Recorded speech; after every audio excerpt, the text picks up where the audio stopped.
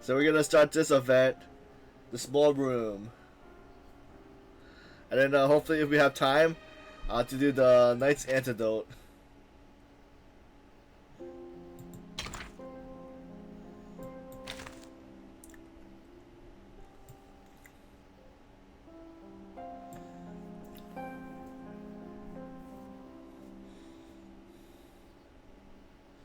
It's like, you can't go home. You had to suffer.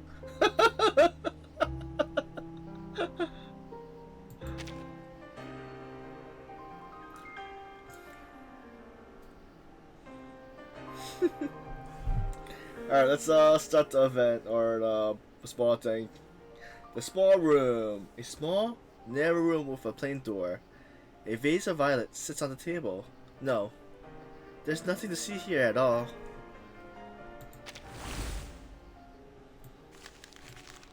Oh, so this might be a loss. So I'm not sure if we were able to do.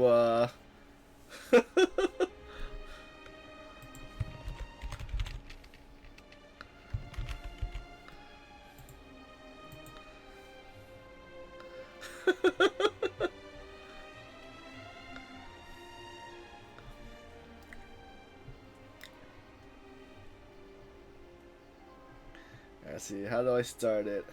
Oh wait, oh, never mind. Okay, so stage 1, dog door.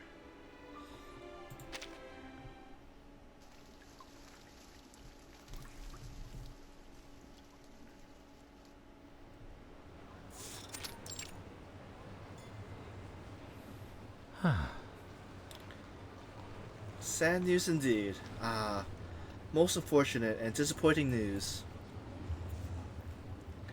Stamping his feet in anger, the gentleman lets out a wail of frustration. I'm not sure that. They canceled her new show. Just like that. I've been waiting for it all season. Hmm? What else could be done? Surely you wouldn't expect her to sing after what happened. Have some compassion for her, will you? Fate has dealt her a cruel hand in life. Although this lady immediately volleys criticism, there is nothing accusation in the softness of her tone. I think that... Vienna has lost its star, at least for this season. Another man joins the conversation, also terribly hit by the news. His eyes are as dim and cold as two lifeless cobblestones at the bottom of a river. He walks at the rear of the crowd with heavy footsteps. Mm-hmm.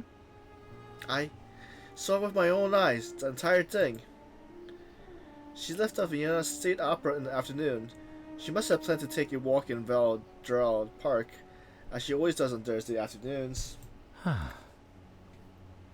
On that day, her dark, curly hair cascaded with her shoulders, and her face was pale as porcelain. She was in a lavender dress with a soft wool shawl around her arm. She looked pretty and fragile, like a doll made out of glass. Which means? Did you see her? Yes, I saw her faint. She seems perfectly fine when she took leave of the theater manager, but after a few steps, she started shaking. She whimpered and scratched at her pretty face. Her usual heavy voice became the howling cry of a mad cat. He murmurs with a dark heat in his tone. A light of sinister delight flickers in his eyes. Her servants tried to stop her, but it was too late. She ran off, tripped over her own dress, and she fell down the Albertina stairs. They helped her up, but by then she already fainted. That's surprising. God in heavens, poor thing. His audience responds with gasp and sob. It breaks one's heart to see such a thing. Soon, her physician came. He's been by her side all day. It's only it's only been a brief moment in which the hard affair occurred, that he was always attending to another matter. Did he take her to the hospital? How is she now? Oh heavens, this is terribly sad. Most unfortunate for the talented lady such as her. She's so delicate. Even a strong gust of wind could whisk her off her feet. And now, She has to come to terms with the painful fact that her dear child has been cruelly taken from her. The lady whips open her mother of pearl fan to hide the tears that are now streaming down her face. Thank goodness, she still has steel. Still, it does little to ease her mother's pain. She continues to mutter to herself. Through her cheeks are still wet with the tears of compassion. There's a quiet joy in her heart as she attracts the other's gaze. So right now, I think, is it just like talking about her past? Or probably is the past. None of us could ever have the courage to face such tragedy. Having to witness her own child taken by death at the seance 3 days ago must have destroyed her. We were there, you know, Lily, Marin, Fiona, and I, that poor girl. Such a lovely little thing. So? Little Teresa. She was only 3 years old. Her rosy cheeks turned a greenish blue within seconds. Her pale lips were stained with red with blood, and 2 golden tears welled in the empty eyes and ran down her cheeks. She died in a moment, just like that. Thanks for the hug, Bailey.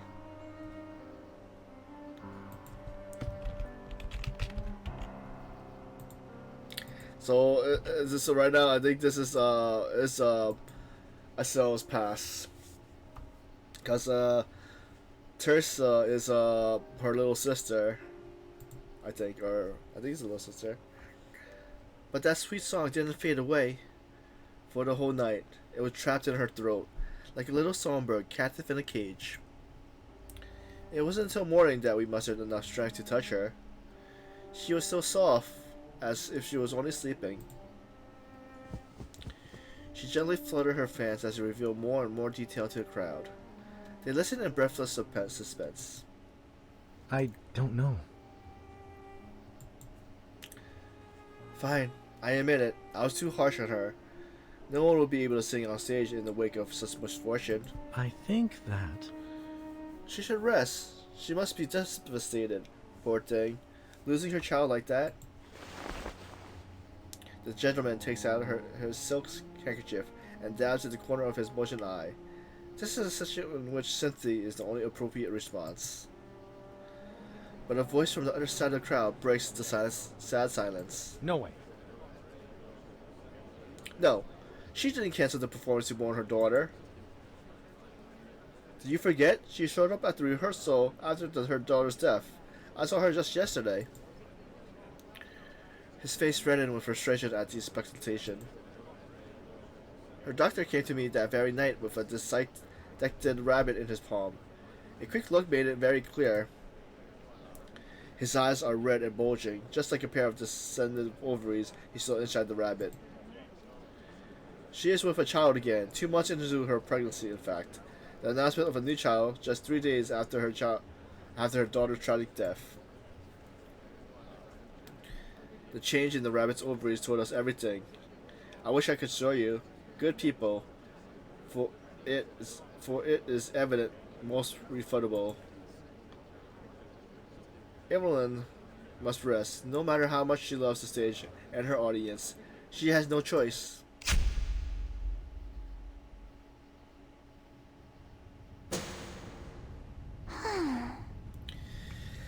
That was her first appearance in Vienna. A female admirer bribed her mother's doctor, secretly discovering her existence through a flutter, a oddly bloody pregnancy test. Perhaps soon, these rapid tests will be a mainstream method of determining pregnancy. Who knows what will happen in the world of turmoil? Someone approached from behind, the figure of a child. Favored by the gods of theater, this child is a star, even from before her birth. Hmm?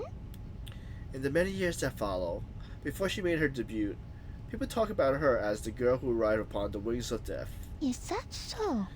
But is she really an opera singer? The voice paused, awaiting an answer. Look at her, I saw, my lovely little sister. She's the new star of Vienna, gaining both fame and fortune in the theater. Wait, so if Teresa already passed away, So I'm guessing she's a ghost and viewing her sister that was just born or maybe something like that. As a singer, her name has surpassed that of our mother, who is now only remembered as the perpetrator of an appalling crime. But my sister has never performed in a play, not even once. She's there, but she also isn't. So many people, including me, my voice in her throat, my smile on her face. Upon the stage, many spirits wander. There are men's voice, women's voice, and even children. You can find it all. Different songs, different stories. But they aren't hers. Yes, yes. Rather innovative, isn't it, to channel spirits in an operatic performance. Emotions has never felt gleam in her eyes and flow from her mouth. She holds the spirit as they gently fall upon her, just as he is held by the stage. Yes, that's right. Yes, silly goose. My little sister was never an actress, but a stage upon a stage, a pretty glass vessel. A little hand softly touched your shoulder, and the other points. Now, look over there.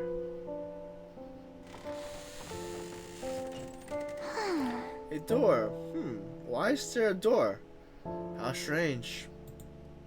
Am I right? Did I guess what you're thinking? The figure burst into delighted laughter. We all know what a stage looks like. There's no wall. There's no door. But there are doors. No. No, not the entrance door to the theater. I'm talking about the door behind the wings. The hidden ones that lead backstage. The hand wraps on the door. This is the first door. A narrow doggy door, sitting in the inch from above the floor, painted in a common blue. Who used it? I wonder. Could it be a border terrier? And a well-proportioned 6 kilograms? It would fit through the door perfectly. It would be rather pleasant to keep around. A little angel at the home, a loyal and energetic friend whose little paw softly taps across the marble floor. No. But no, the door isn't made for a little Scottish hill dweller. Their feet get muddy, their furs dirty, and they have the pitiful little face of a beggar. No, they don't fit in at all in the spotless home. Those who live here must be presentable and praiseworthy, with manners learned from the most esteemed of teachers. The terrier sprints past you as they chase one another, a fluffy of wind brushing by your left calf. Something taller, heavier, and calmer emerges from the dark. A warm breath settles in the skin of your right calf. Ah, very good. A Leonberger. They are the stalwart friends of the Honorable Cece, the Empress of Australia. People were once madly in love with them. It has a soft black and brown coat, a posture remnants of a lion, an intellect mind, and a kind heart. Most importantly, this is an expensive breed. It's quite an excellent reflection of its owner's wealth and refined tastes. It weighs 115 pounds, a good boy with a sturdy build. It's 28 inches at wither, and the trusted protector of your wife and children. The voice disappears again, along with the warm breath. The majestic dog raises his 100-pound body and dissolves into the shadow. What a pity. But it's too much to fit. But it's much too big to fit through this door. No, this can't be it. The girl lets out a regretful sigh, followed by a bracing breath. Her face is barely visible in the dark, but somehow, she is smiling. You see, this is my door. I fit through it perfectly. It wasn't always exclusively mine. There was other people who were the right size and met the other conditions for its uses. But time is cruel. It turned Terfio and Isolde into adults, taking them out of their little 5-year-old bodies and replacing them with new ones with bigger hands and feet. Now, I alone can pass through this little door. Every Dimfledore child knows how to use this door. Just lower your head, bend down, and crawl through it. Yes, that's right. Since I'm the only one using it these days, I have a new name for it. The Door of Trista, the Forgotten. The little hand lying on your shoulder gives a gentle push. The doggy door creaks open. It's much easier.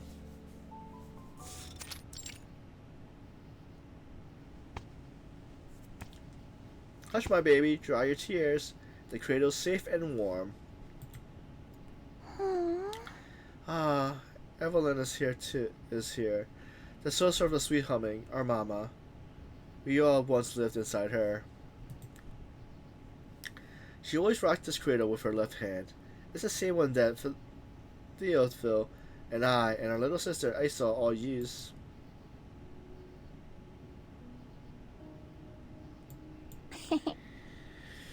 She's singing her lullaby, but her performance is rather clumsy. It's a new song, a birth gift to Isolde from the playwright. He wrote one for each of us when we were born. She's asleep, thank goodness. She cried so much, always trembling as if there's something frightening her. The mother sighs as he sits on the bed. Mother said I was the same way when I was a baby. Perhaps it's a family trait that passed down from girl to girl. She thinks to herself, running her fingers along the edge of the cradle. As soon as the word curse comes to mind, she feels the tip of her finger touches something, a dent in the wood left there by her second child. No, that's not true. No, Trista didn't like to cry. She giggled a lot. Even looking at the empty ceiling at the lampstand. She was never frightened. Nothing could scare her. She'll cackle at anything, as if they were just gestures, and she, the queen. She still remembers me even then. She's a good mama. Trista holds her mother from behind, nestling her head in the crooks of her mother's neck. She was immature in the past. She wouldn't have taken me to the seance and made me the medium had she known any better. But she learned her lesson, truly. After my death, she never sung my lullaby again. As I was lowered into the little grave, the song buried itself in her throat. But was that enough? Trista reached out an arm and gently stroked the cheek of the baby in the cradle. The cold chill of her hand wakes her. It was only a song.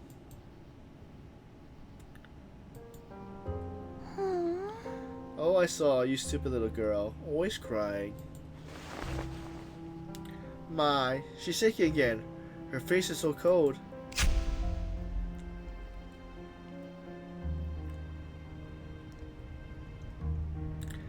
However you look at it, my failure laid the groundwork for Isolde's success. What do you think? Perhaps you don't think she's successful, but at least she didn't turn into a little lump of dead meat at the age of 3. For a little dwarf daughter, that's quite an achievement. I'm very fond of my little sister. I love her. I sang her the buried lullaby, my lullaby. I laid beside her on those crying nights and troubling mornings. I crawled with her and I walked with her. Sometimes I think about how I have grown up as she did. What a pity that I'm 6 feet under the earth while she walks upon it. She soon turns 3. But the seance didn't happen. As I have told you, my mother, Evelyn, has learned her lessons. She knew better than that. She continued to put off my little sister's first seance for many years. She was 6 by the time she led into the candlelight.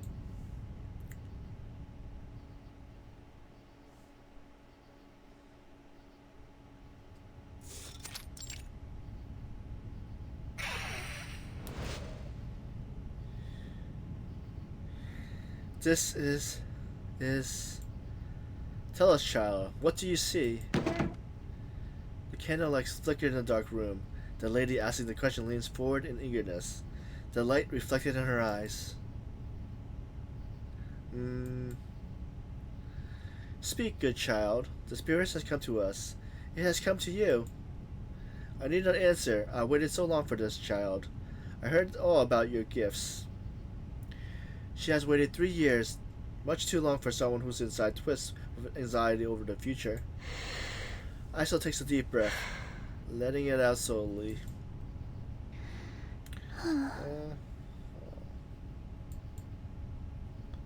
Is she alright? She's shaking. Evelyn never shook like this. She looks just like her sister did. What was she called forth? What's happening? Does my future hold a dreadful spirit? A spirit? I just wanted to know where I'll be in a few years. Good lord, she's bleeding. Hey Deo, how's everything? How are you? So we're just continuing on with the event. So right now, from what it looks like, it's in the past before the main event actually happens. So this is where Isolde first learned the seance thing, or her first day at the seance thing. So Isolde trembles, her back stiff, her hands tight and pressed against her chest. Move! Wait, move down to her stomach and eventually stop at her lower abdomen. She whimpers in agony, her knees quiver until she can no longer, and collapses to the floor.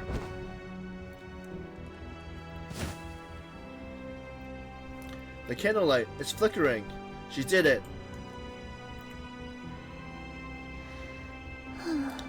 Thanks for the lurk. I see. Her pale arms burst from underneath her sleeve like a thin white snake. It lifts its head, its red tongue flickers towards the lady. I see you in a sea of green. At a sea of green, horses are neighing and wind is blowing. The wind wet drips from her nose and down onto her chest, blending into a row of dark colors on her dress. The air is filled with the metallic smell of blood. The wind is blowing and blowing. Yes, it came from the window. That's right, it's wind. I see it now. It's the wind. It's the curtains. The curtains. Isolde abruptly lifts her upper body and starts firmly slapping her bloody palms against the floor. Oh! Shoot! What was that sound? The windows are thrown open. An icy wind rushes into the room, immediately extinguishing the candles. Wind? How? We locked the windows. Oh, Something's this wrong. is terrifying.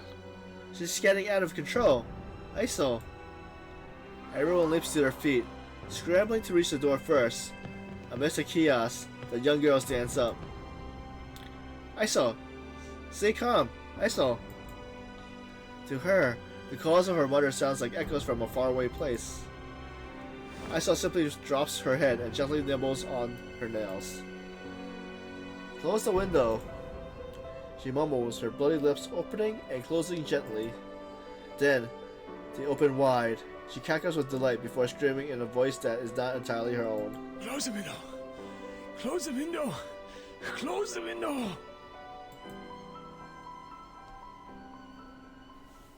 What spirit did she take in?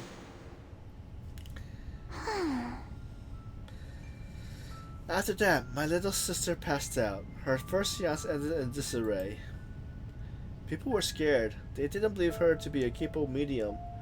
You wouldn't know. You would have thought the same had you seen her blood-splattered gowns.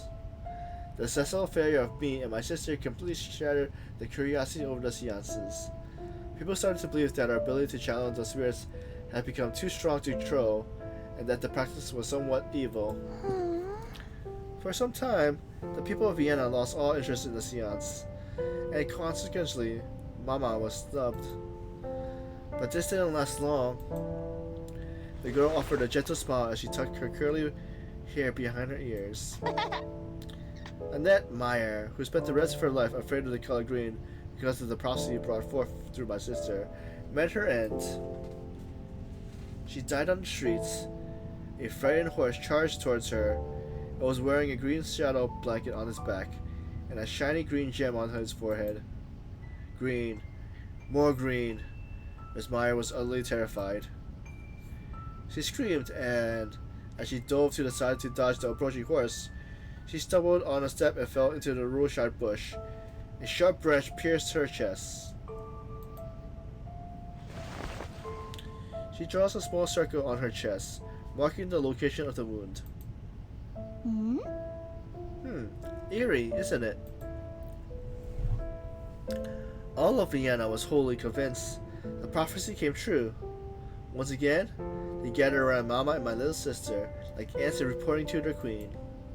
Oh, of course, little Isolde lived. She was depleted by the seance, never having a strong constitution and having lost so much blood during the ceremony, but slowly, her health was restored.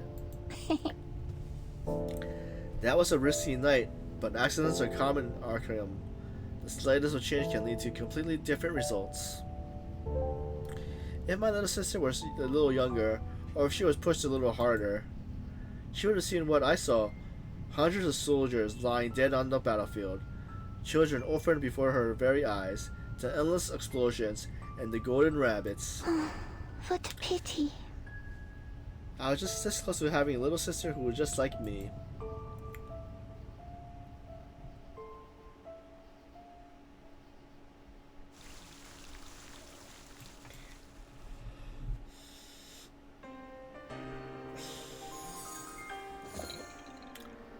Stage 2, 100 spoons.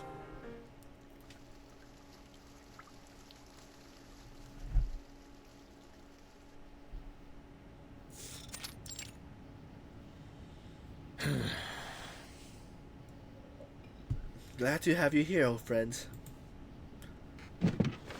Ditterdorf gets to his feet and extends a welcoming hand. This is the beginning of our Archimental conversation. His friend strides up to him and shakes his hand. Truth be told, I consider many people for this job, many, but none suit the position better than you. You're being modest, my friend. I had thought about getting her a governess. Governess may Yes. well rise ordinary ladies, but my little girl is anything but. I'll set up for nothing but the very best for her.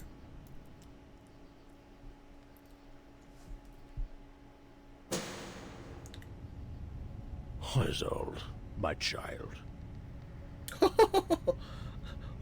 Who took over her now? She must be a virtual pure of thought, elegant and corpulent. She must be clever but guileless, talented yet modest, and diligent without pretension. Then she will be a true noble lady. Parents always have the grand expression of their children, don't they? The child placed a finger horizontally under her nose, mimicking a mustache as she speaks. I'm a decent gentleman with impeccable manners.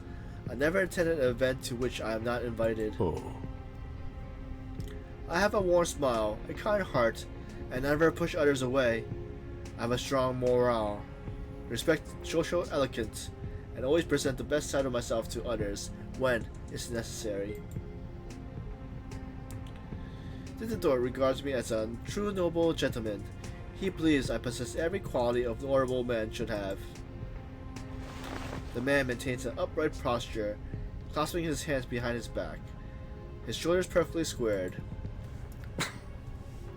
That's why, despite my eagerness to attend and the fact that I'm a family friend, I never asked for, nor even hinted at wanting, an invitation to the banquets. I know that asking is pointless. I must be patient. When the time comes, the gates will be open to me. The Ditterdorf house is guarded by an enormous gate. It's beautiful and stately, made of metal and obviously decorated with the family's motive. It's quite a feat, really, finding the balance between beauty and security. And my friend Ditterdorf has found that balance. His only lacking feature, of which he is fully aware, is the patience to educate a child. He worries, you see, without a future in which his son is incompetent and chaotic and his daughter is cruel and reckless, so he pins his hope on me. The countenance of a middle-aged man faintly emerged from the girl's face. She licks her teeth in a conscious display of greed. Two figures in dress emerge from the darkness and approach the grate. With a heavy rumble, it slides open. Oh. Oh my! We've been talking all this time, yet we haven't so much as mentioned Isolde. She reached out a hand and seized your wrist. A gentle yet irresistible force leads you forward. She should have been at the center of the conversation. So sweet and gentle, and truly thoughtful, a beautiful girl. She doesn't look back. Isolde, my child.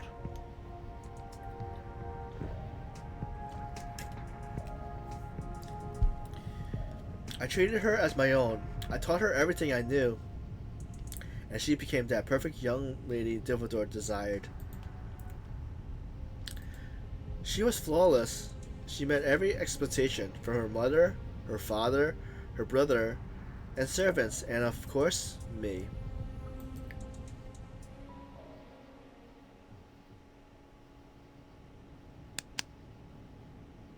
Mind your posture, child. Yes, I understand. Little Isolde's body tenses. She straightens her back further. Very well. Now lift your chin a little. No, not too high. We must avoid any instigation of overconfidence. Exactly. That's right, just like that. Very well done, my child. He lays his hands on the back of the chair in front of him and nods to his student on the other side of the hallway. Alright, now maintain that posture and walk to me. Certainly. Yes, I will try miss. harder. It's very premature for a girl who is only 12 to learn to walk in 3-inch heels, but practicing now will avoid any future embarrassment. Head up, shoulders square. Alright, now smooth strides. Don't sway and don't bounce up and down. Breathe in, step forward, waist balance, and again. Don't lean forward, straighten your back, knees steady. No mistake, don't make any mistakes. She stops before the chair, awaiting her teacher's feedback. 6 years has passed. She shut up since her first seance. Her days of reaching up the door handle are long gone. She stands there, a living example of perfection, all thanks to her education. Isolde, my child. Excellent, Isolde. Your walk is almost perfect now. Hey, Vitamin, how's everything? How's your day? How did you finish Grounded yet?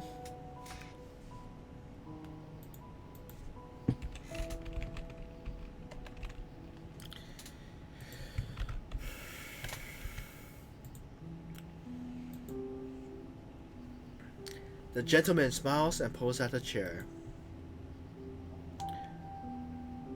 Oh, nice. What kind of job is it? Like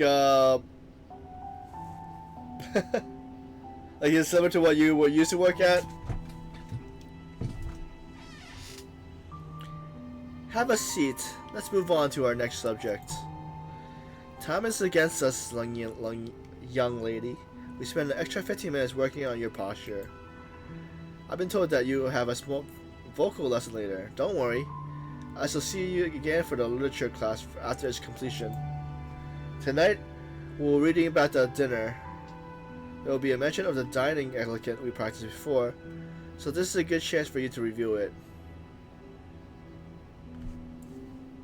Oh, nice. Congrats. Danke. Certainly, Mr. Carl. The girl graciously sits down, and maid hurries over and helps her adjust the chair. A bowl of vegetable soup is sitting before her. My apologies. May I ask a question, sir? If I remember correctly, you told me that we had to complete the rules of dining etiquette last week. Did I misunderstand? What system are you playing in? Are you playing on Switch or PC? You did not, my child. The gentleman picks up his silver spoon and places it in her open palm. One by one, he adjusts her fingers until they close around the spoon handle. I disagree. But last night, during dinner with your parents, I couldn't help but notice that your hands were shaking. The movements were subtle, almost imperceptible most of the time. You even held them well while you cut the meat.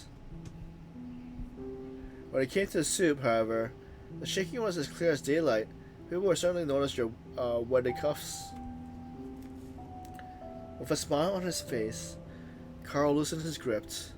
Little Isolde needs no further instructions. Her countenance is composed, yet her hands is trembling. Her fingertips turn pale as they tighten the grip of the spoon. Oh.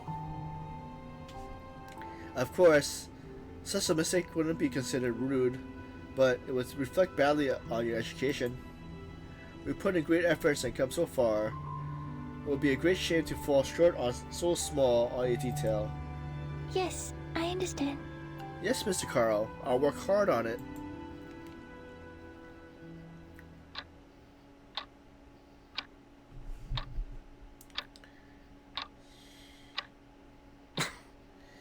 A 100 times. The gentleman paced around the lounge, feeling utterly confident about his work. I asked her to practice it 100 times. She's the daughter of Evelyn, the greatest opera singer to ever grace the stage of Vienna. She has her eyes, her nose, her cheeks. How could she possibly have such a shaky hand while using a spoon? I disagree. What a disgrace. She shakes his head, his dark hair on the back of his head shining with fatality. I could tell she was getting tired towards the end of the session. She hit it very well thus far, just as she's been instructed to do. She's only 12, after all, and she went straight from a 3-hour pose and posture class to repeatedly raising and lowering the spoon of her for an hour or more. But she carries on, just as I expected her to. She has a smile on her face. Her voice remains soft. Her eyes were gentle as a spring breeze. She's a darling little lamb. Exactly.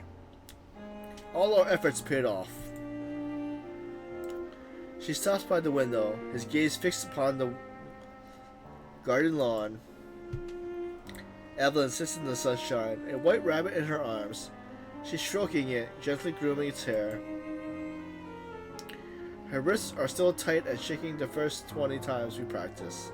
It wasn't until the 65th attempt that things started to improve. Perhaps she is too tired to shake. Perhaps her joints were numb. Or perhaps she finally mastered the skill and calmed herself. By the 100th practice, the soup in her spoon was still as a mirror. I could see the reflection of my face within it. Carl's eyes flicker back to the table. The soup is now cold and thick. The chair is pulled out, and Isolde is nowhere to be found. Oh. I still have no idea why she was trembling so much. Maybe there's an issue with the muscles in her hands. Or maybe it was an unfortunate side effect for her inherited abilities. But I'm certain that she will be rid of this unsightly habit within a week. She will become Evelyn, only better. Interesting. This, you see, is the benefit of proper education. If only I could travel back in time and give poor Evelyn the same opportunity. So you mean... You seem surprised. Why? I adore Evelyn. I have forever be her loyal audience members and supportive friends, but that doesn't mean that I'm blind to her flaw. She's mad, unstable. She spends half the day unconscious, and the other half, God bless, in hysteria, even incontinent. She's a pitiful woman, indeed, worthy of little admiration. Exactly. Yes, she's the center of the crowd. Yes, important figures attend her seances and listen to her proudly. And yes, through the people's cheers and through flowers at her on stage, even some fainting from the excitement. I disagree. But none of this speaks to who she truly is, my dear friends. He struts. The cold soup morphs into a slice of chocolate cake as she sits down at the table. You must be familiar with Sagittari, 2 pieces of chocolate cake with a layer of apricot jam in the middle. It's a sweet embroidery of perfectionist. With a silver fork in one hand, he flips the piece of cake on its side, revealing a moldy corner. Evelyn is just like this cake. Most of her is sweet, her voice, her divination, and there's a rot growing that will one day devour her. Oh. She's still a little early to throw the cake away. That would be a shame. At least, most of it still looks fine. He cuts through the cake with his fork, precisely avoiding the moldy edge. We can still enjoy the good part of the cake, as long as we're careful about where the dessert fork lands. Dithador didn't marry her, after all. But it's somewhat troublesome process. People's appetite for Sagittari will never bond, and as one cake sours, they will look for another. Poor Evelyn simply cannot satisfy the desire any longer. She needs something fresh, delicious, sweet. He savors his cake, a smile growing on his face. Isolde, my child. Isolde is the new confectionery. Freshly out of the oven and waiting to be served.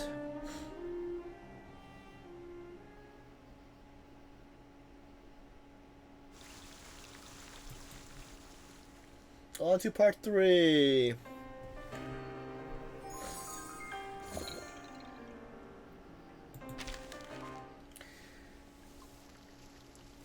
Blissful decantants.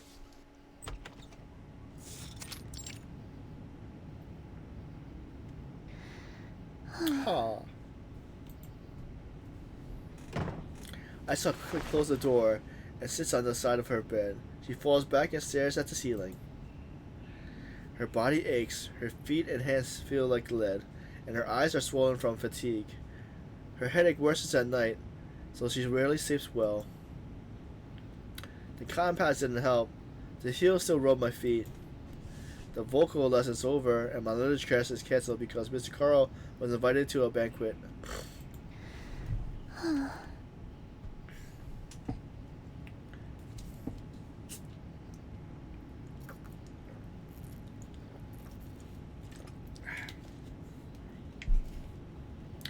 Looks like I can rest early today. Wonderful. She turns her head to the side, and her eyes meet another. A young girl lies beside her, with a feature that resembles her own. Their foreheads press against each other. The girl's eyes are hollow, only filled with golden tears. Her lips open and close as she mutters a question, one that has been asked many times before. No, sister, I won't. Isolde trembles with the cold, just as she did as she frightened the baby in her cradle. The girl giggles, curling her arms around Isolde's neck and clutching at her like a vine wrapping around the tree. Her little body swells, becoming cold and heavy like a piece of iron. Here she goes again with her usual games. Whenever Isolde is tired and weary, Trista seeks her out to play like this. Please, sister, you're hurting me. Isolde briefly becomes short and violent. She can feel her insides being squeezed. Tears floods her eyes. Her face swollen and wet as she silently wept. Only in the moment like this does she let out her true emotions. The pressure makes her nauseous. Trista giggles, her laughter lingering in the room. More and more spirits start to gather. They whisper to each other, laughing and teasing Isolde, carelessly waiting her next move. Isolde managed to grab the back of one of her sister's hands with her trembling fingers. Sis, Mom, Mama. Mama. Ask for me. I promised her. The girl shrouded her waist, giving a slow blink. She lets go of Isolde's hands and dissipates into thin air. This always works. They are both, or at least once were, their mother's closest supporter. Iso climbs out of bed, wiping the tears and specks of vomit from her cheek. With the corner of her bed sheets, she mumbles, "Mama."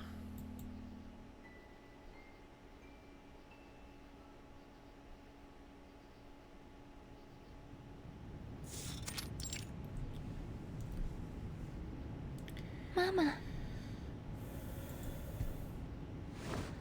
Her mother looks up from the two rabbits cradled in her arms, one white and the other yellow, and her pale face radiates a smile. "Iso, my sweet girl, come. Listen, child. See, I have Struto and Bloom here.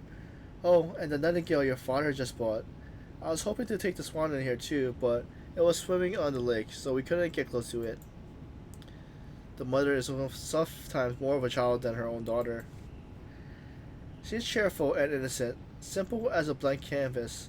She is always a pleasure to spend time with. Iso closes her eyes, erasing her sister's decayed face and the vomit stains sheets from her mind.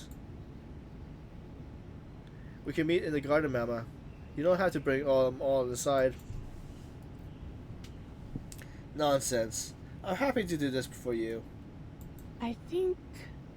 You always get dizzy under the sun. How can you attend your lesson if you're unwell? The lounge is much better. We can enjoy a bit of sunshine through the windows and listen to music." Her mother passes the cushion next to her. Iso sits on it, taking Struto and the pale yellow rabbit into her arms. Huh? "Hello, little Struto. How are you feeling?" "You're so fluffy and soft, like a cooked apple in real Struto." She holds the rabbit, stroking its fur and looking into its eyes. Lovely little ones. She has the softest fur and such adorable coloring. "Do you remember when your father first brought them home? You were 11, a bit shorter than you are now. It wasn't long after you started your vocal lessons." Yes, I understand. "Of course, Mama. Strudel and Bloom are the only rabbits who joined this family. We had plenty of birds and ponies before, as well as white rabbits to use in the seance, but none of them have ever had a name. It wasn't until the doctor recommended a new method of therapy that Father brought these two homes, and we named them." Of course.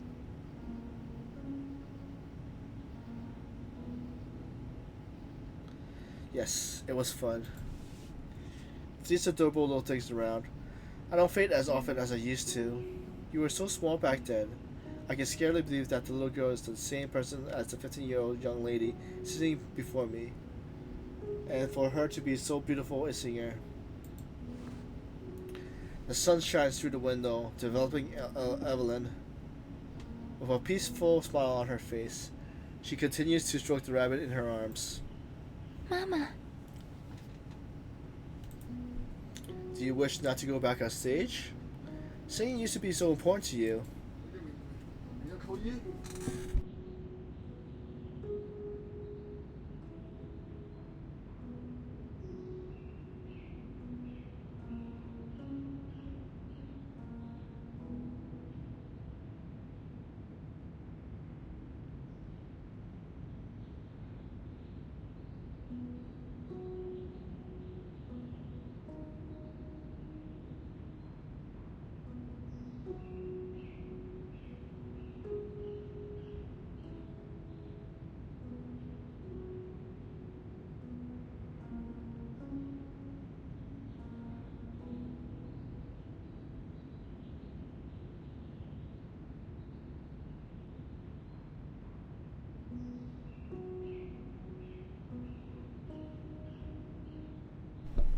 Now we're back.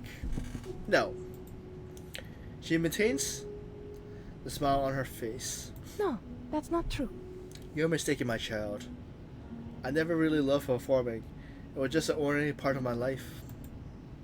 Besides, they were making me emotional, which worsened my condition. I shouldn't be performing anymore. It's no good for me. But I'll be fine, as the doctor said. Caring for animals bring me peace.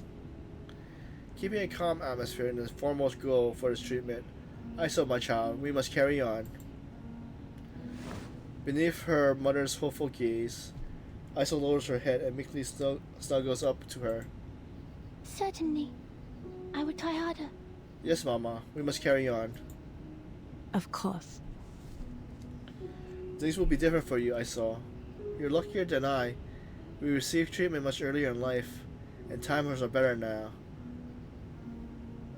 There's more than one way to improve your situation. You'll be cured, and you have the talent to sing. Her mother's voice seemed to come from above her head. For no clear reason, Iso feels as though she is speaking from somewhere even higher. Keep in mind. You will become the star of Vienna. You must keep on. Yes, Mama. I continue with the treatment. I'll keep on singing. Afenstrudel has started to nibble on Afenstrudel has started to nibble on her young master's glove. Afenstrudel, are you hungry? How could she be? The maids have already fed them today.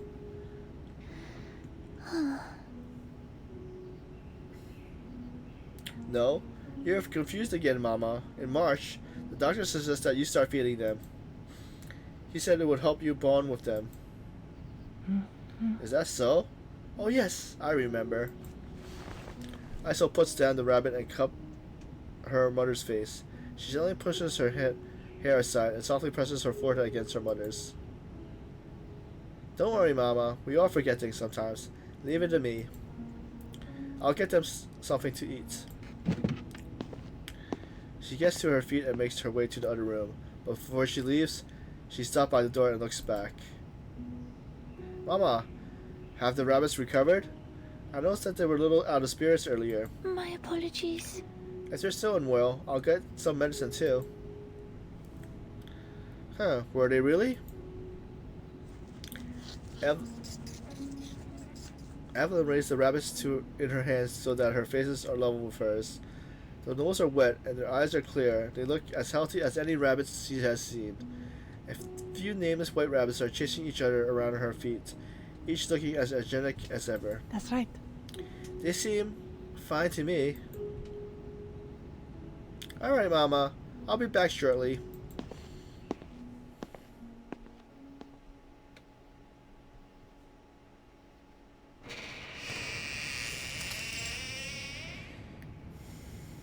Out of the lounge and through the hall, past many doorways, down the stairs, and finally to a small room with two maids working inside. The Diffador house is well known for its staggering size. Look at this. Sheets, sheets, and more sheets.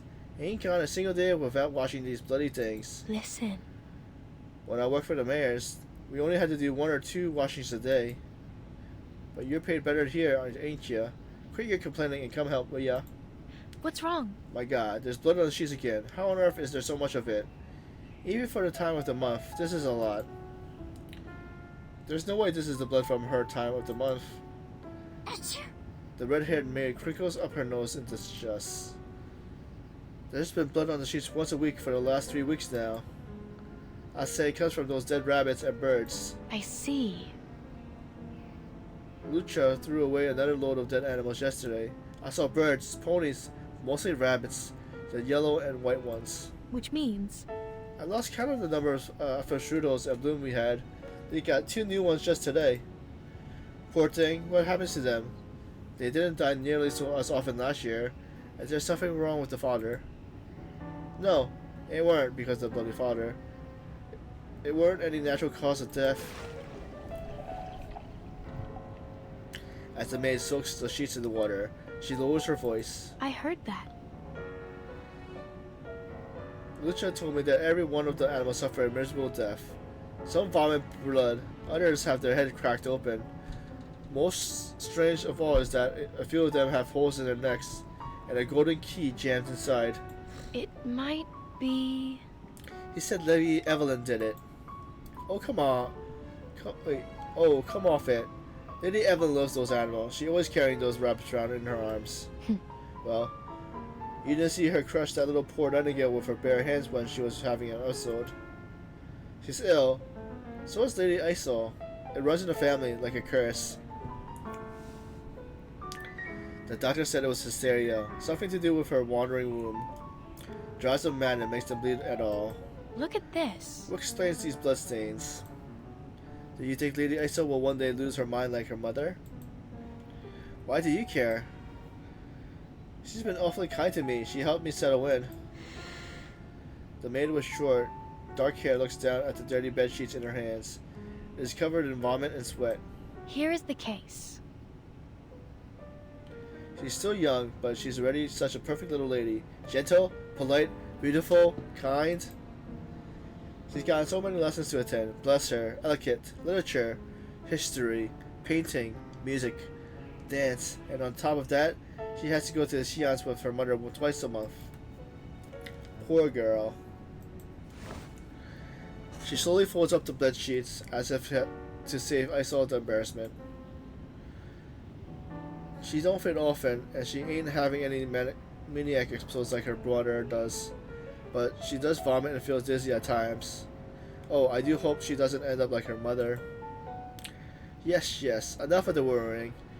It's none of our concern. You done with the sheets? Come on then. With the laundry basket slid under her arms, the maid walked out into the corridor.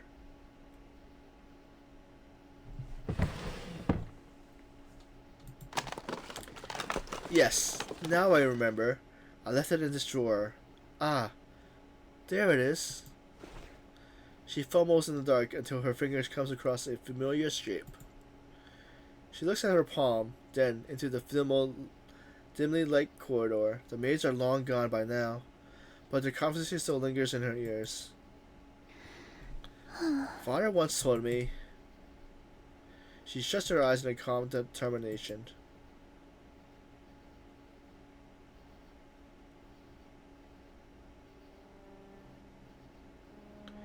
Be graceful, be self-restrained, and be kind to others. Be compassionate, especially towards the less privileged. We must be an example for our people. Oh, yes. We must be virtual and dignified as befit our status.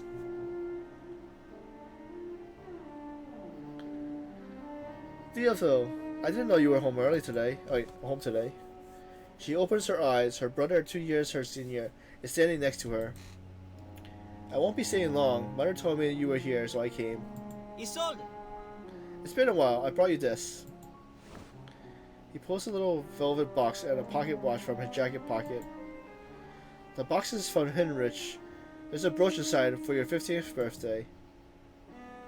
And this watch? That's from me. But you already gave me a present on my birthday, Theodore. No, it's not for your birthday. I just wanted you to have it. Look, it's not just a watch. It has a timer in here. He presses the little knob on the pocket watch, and with a quiet click, it flips open. See? It's white crystal. It works like an amulet to help you stay calm. And here, see this slot? It'll hold enough smelling salt for 20 uses.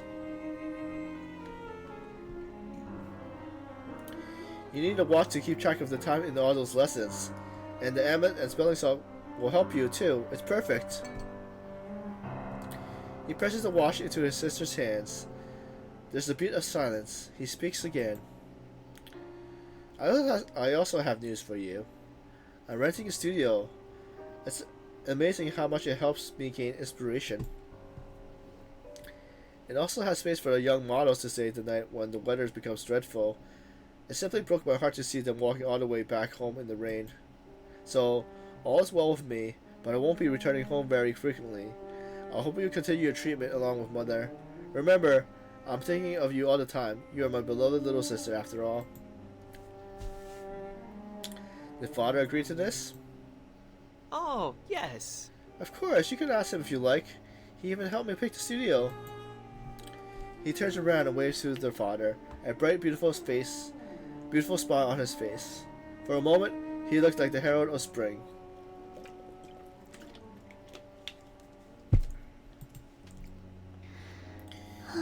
see. Then I'm relieved. I only wish the best for you, dear Theophil. The spring favorite sun leaves as briskly as the wind. He crosses the lounge, passes through the doors, and goes out in the boundless world. Theodore stands next to his daughter, a hand on her shoulders. He shakes his head.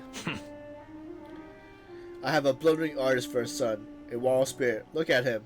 Who would think that he's almost 17? You're nothing like him, for which I'm very grateful.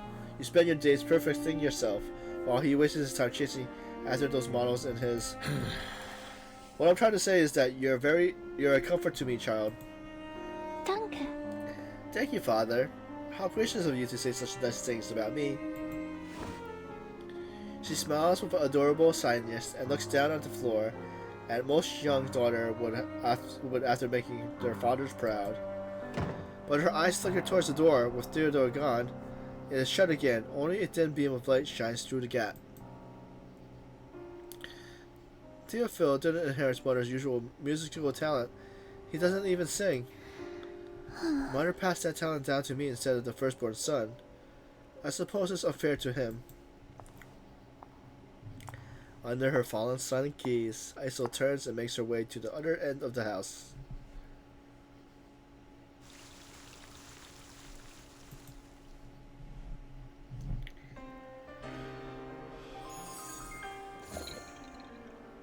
Mirror of Tears.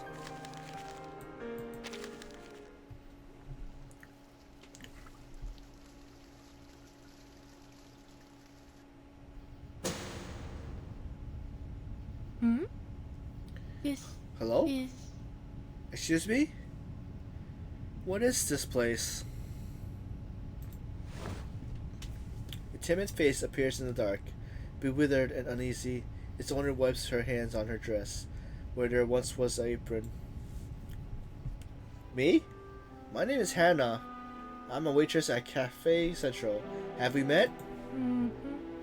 Oh, I see. Sorry. I was just at the cafe working my shift. The manager told me to work slower so that I would kick the customer's so I wouldn't kick the customer's leg again. And then everything went dark, and I found myself in this very room.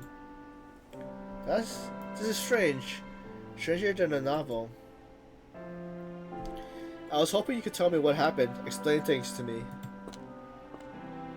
She paces around, looking anxious. Huh? What's this? One of her shoes hits something firm. She crouches down curiously. Oh! It's a painting! No! A door. How strange that it's on the floor.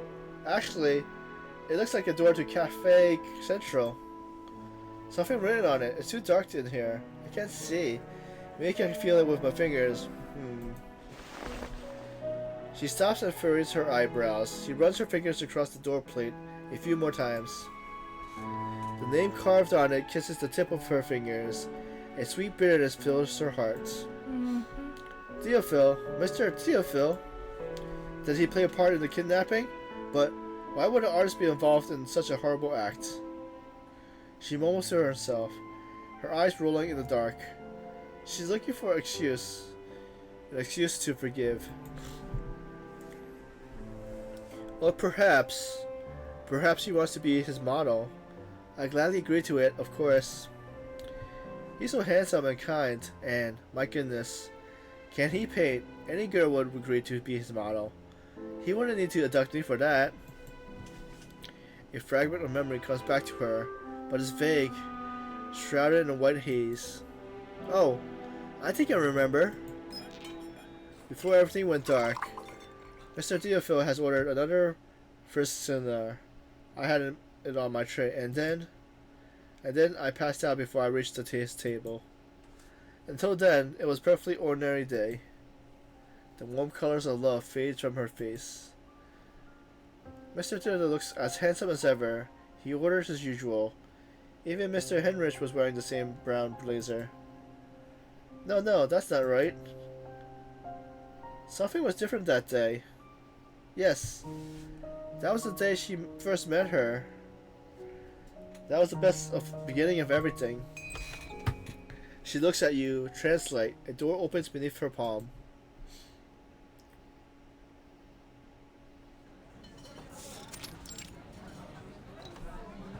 Oh, yes. A significant idea, miss. I never heard of such a perspective on how you treat mental illness. I'm very impressed.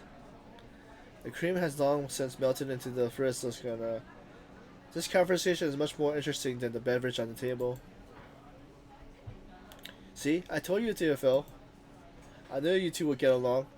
How could you not adore such a lovable and talkative lady? The amazing Clara. We met at the auction. She was a superb taste in the arts. Heinrich's bouts of excessive enthusiasm are a lovable weakness of his. Rather than annoy, is dear his friend to him. He sweeps up his friend's cup and takes a huge gulp. Oh, by the way, Derville, where's your sister? You said she will be here today. I thought she agreed to come down to the cafe. Yes. She should arrive by now. Perhaps she's been delayed on her own way. Over.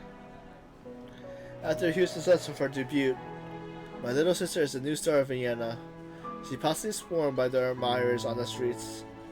It's all very sweet, but, as you can imagine, it can be quite troublesome. Here's your coffee. The waitress slightly taps it on the table. One Vienna iced coffee and a Maria Teresa. Enjoy. Her gaze lingers on Theophil, an eager smile upon her face. Her light brown hair is carefully tied to a curly ponytail. Thank you, Hannah. Your smile always brightens up the long afternoon. Haha, you flatter me again, sir.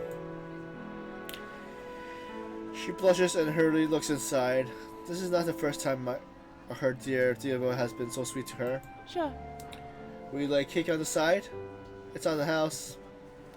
I remember you said you liked the particular lemon aroma of it. My mother grew those lemons. She brought some new ones.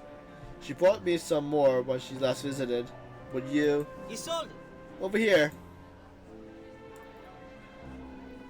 Oh, I saw my dear girl. When was it that we last met? It feels like eons.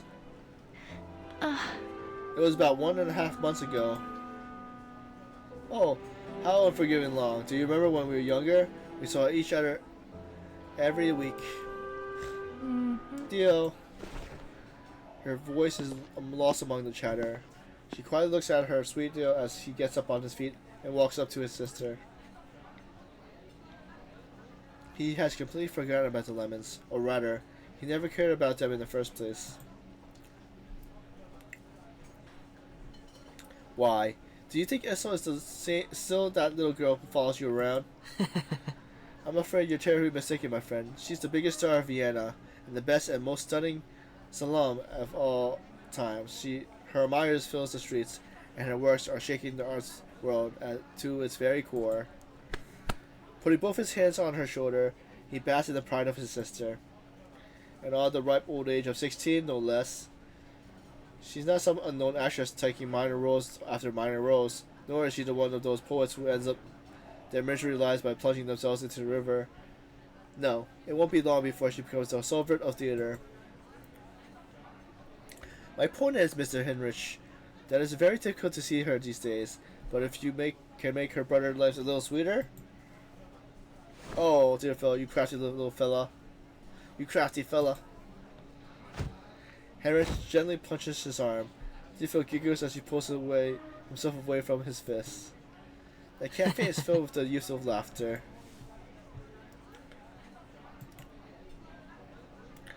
Deerfield is not yet 20. He looks young, sweet, and happy, as free as the winds. Hannah moves her lips, nervously rubbing her hands on her apron as she tries to come up with more words to get his attention. She knows that Isolde is looking at her and lightly shaking her head. Yeah. Thank you, but I don't feel like having a drink.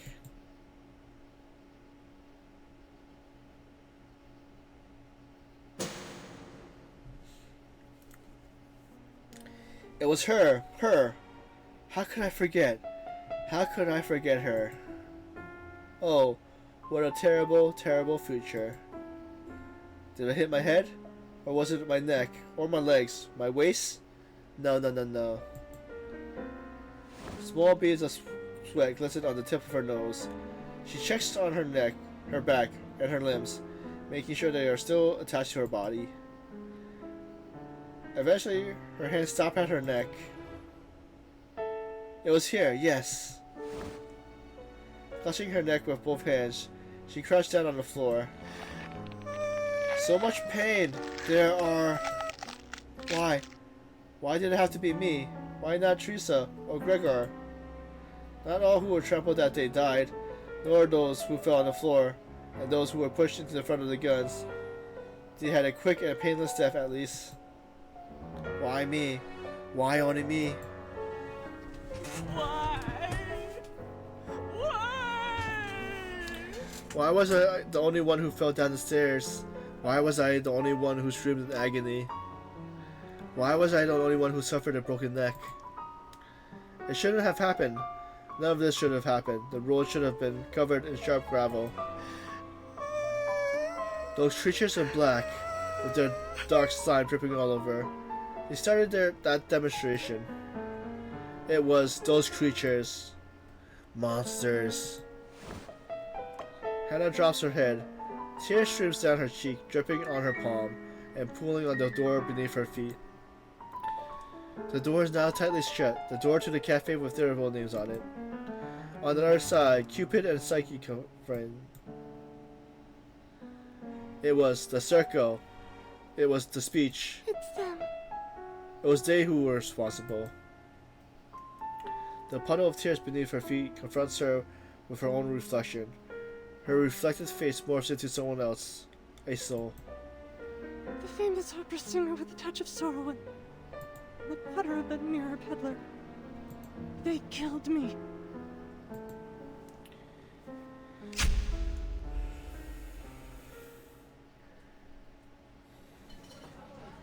Greetings. I'm Clara Vengler. Perhaps of you had heard of the Van Mirror? That's an invention of my family. From the other side of the table, the lady in green dress extends a white-handed glove. She's leaning forward so far that she's no longer sitting in her chair. This may appear to be too eager, but the smiles on her face is sincere. Isolde. Heinrich told me a lot about you and your brother. I'm most glad that we have only had the chance to meet. The honor is mine. Isolde takes her hand. Nice to meet you. It's a privilege to make your acquaintance.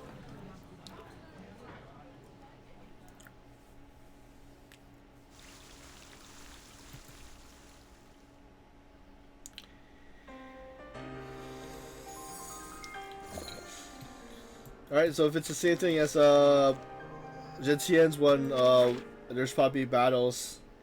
So let's see.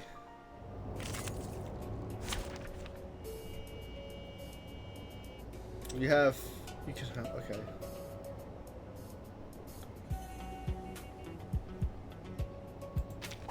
It's an honor to meet you.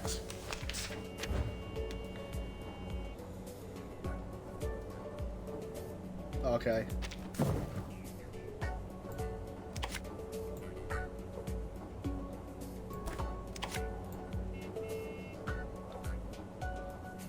I can hear it.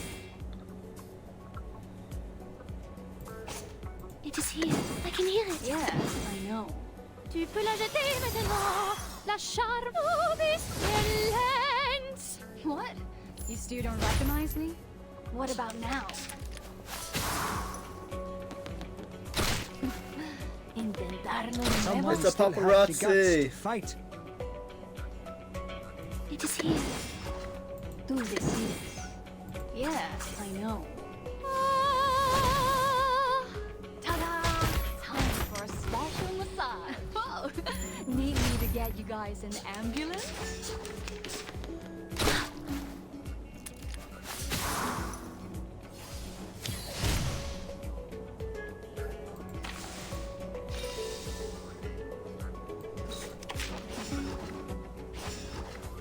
Just right. Do this. Never hold back. Time for a special massage. Hey!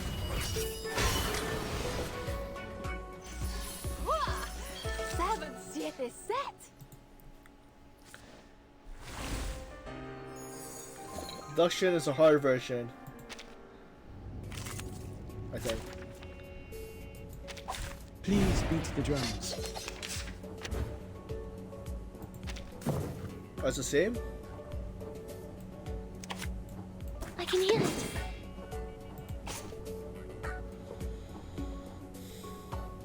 It is here. Yes, I know. Non officine pas capitaine. Hey, hey, hey! Don't be shy, mi amigo. Need me to get you guys an ambulance?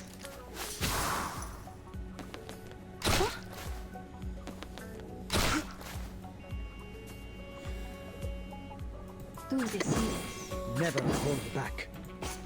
I can hear it. Yes, I know.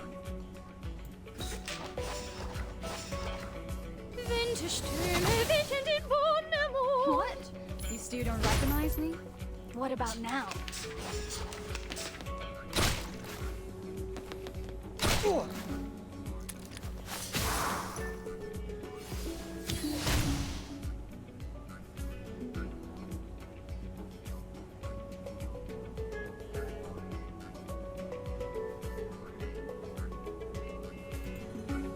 It is here. Understood? Never hold back. Tu peux la jeter maintenant. La charme Like an d'opéra. unstoppable beam. No turning back.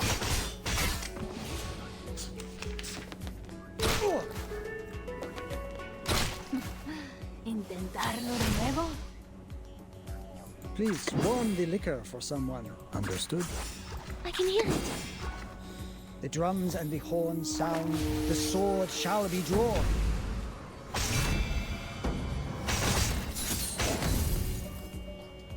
Hey! Oh, this violence. Someone is still standing.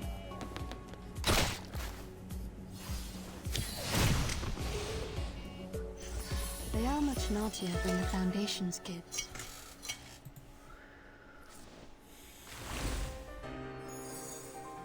Okay.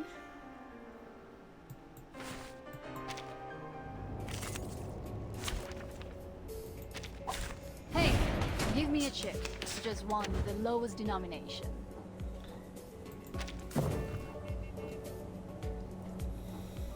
It is here. Yes, I know. Do this. Mon officine pas capitaine. Oh, need me to get you guys an ambulance? Hey, hey, hey! Don't be shy, mi amigo. Let's dance.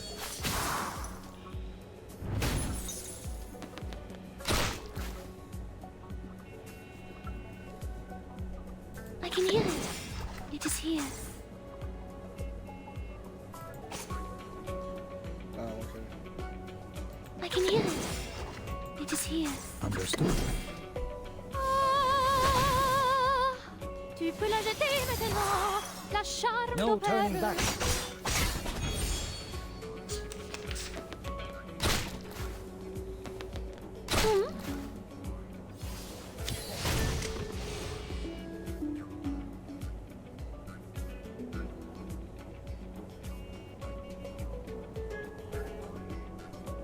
What a tragedy. Yes, I know. It is here. Soffoca il sangue. Soffoca il sangue. Ta-da! Time for a special massage. Wah! 7, 7 set.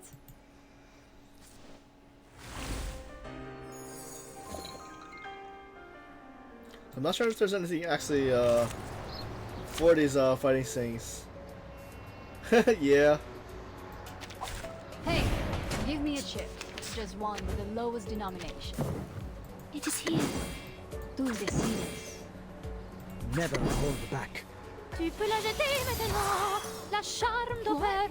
You still don't recognize me? What like about an now? unstoppable beam.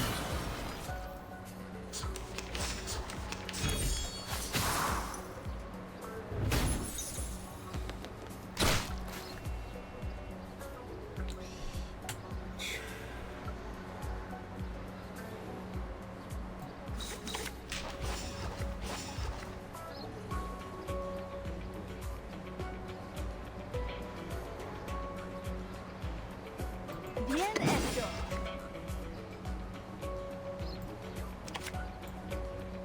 I can hear it. Ta-da! Time for a special massage.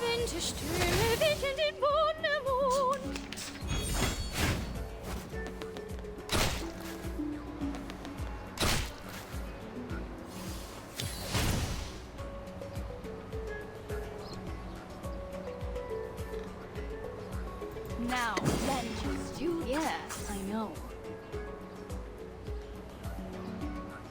Tú decides. Ladies and gentlemen, this is no magic, nor any special kind of mechanism. It's just luck. Nice. Oh, there's more?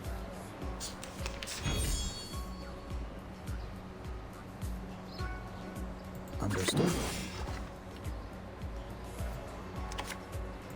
It is here. Never hold back. Non officine pas al capitaine. Seize the opportunity.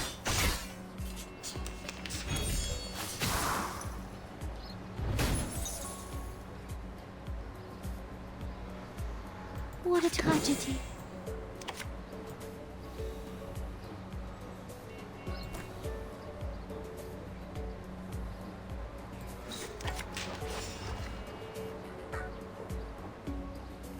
Yes, I know. Soffoca il sangue! Soffoca il sangue! Ta-da! Time for a special massage.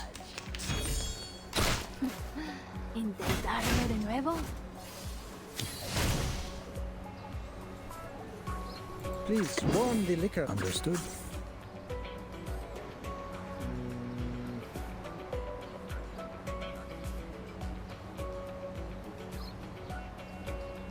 Never hold back. The drums and the horns sound. The sword shall be drawn.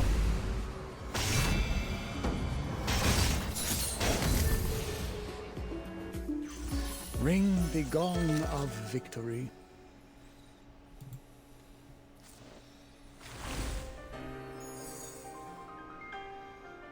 Okay, let's see what stuff are we claiming. So, okay, so just okay, so stuff to increase my items and side cubes.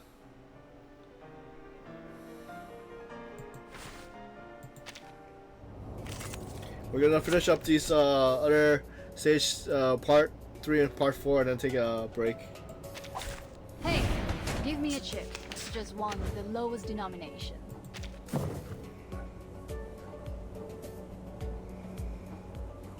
I can hear it.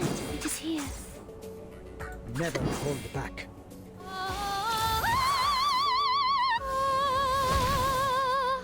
Here comes someone. Hold! No need to look back. ¿Intentarlo de nuevo? Someone still hath the guts to fight. I can hear it. It is here. Tú decides. Non officine pas al capitaine. Oh, this relents. What? You still don't recognize me? What about now?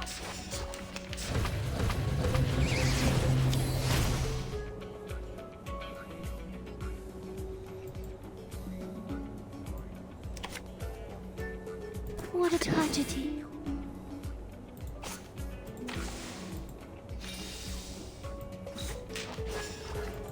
What a tragedy. Just right. Yes, I know.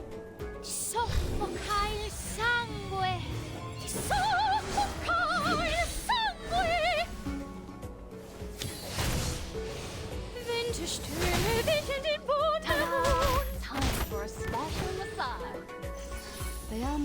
flashier than the Foundation's kids.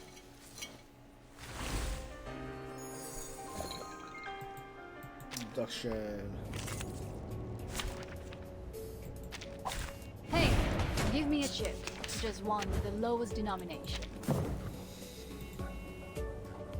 I can hear it. It is here. Never hold back. Mon officier n'est pas un capitaine. Oh, this violence! Like an unstoppable beam.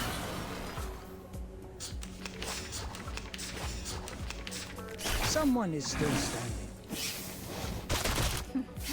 Intentarlo de nuevo. Advice from the forest.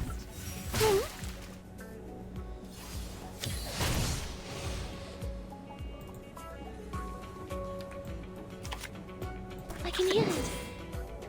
Tú decides. Understood?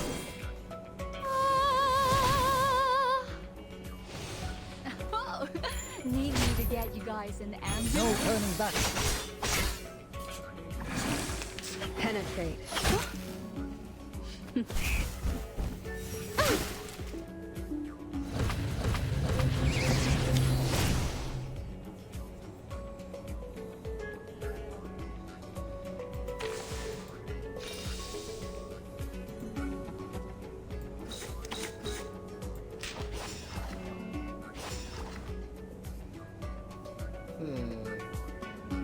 Bien hecho.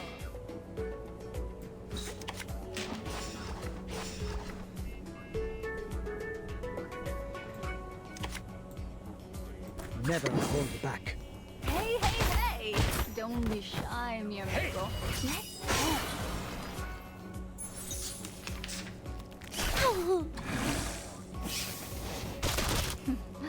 Someone is Darlo still de standing. nuevo.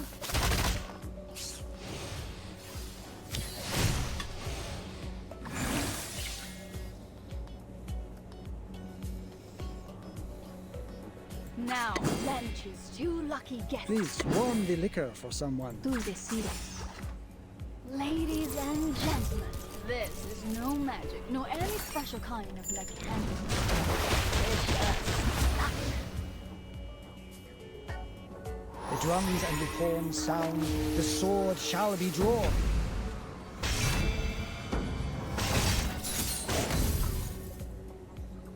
Oh, need me to get you guys an ambulance? Penetrate.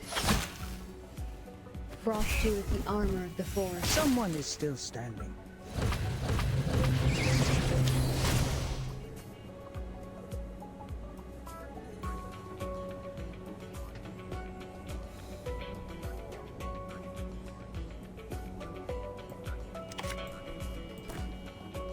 It is here. Yeah, I know. Tú decides. Oh, this violence! Ta-da! Time for a special massage. Oh, need me to get you guys an ambulance?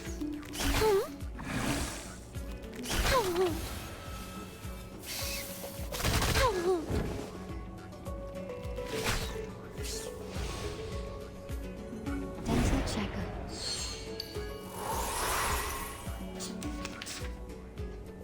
Now, Lenches, you lucky guests.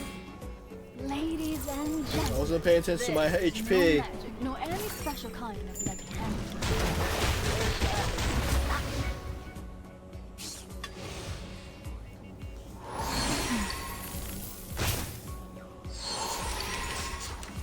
I weave the gown with thorns. You shall repay with sacrifice of wounds.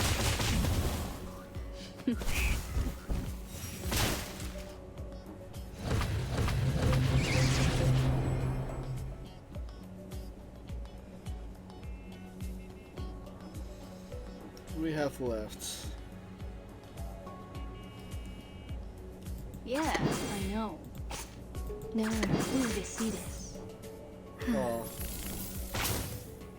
Hey, hey, hey! Don't be shy, mi amigo. Let's dance.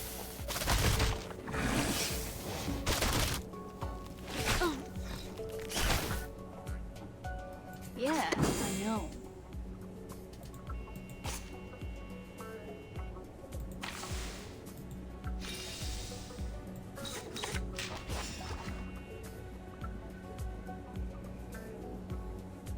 Tú decides. It will all be fine. What? You still don't recognize me? What about now? No need to look back. Oh, advice from the forest.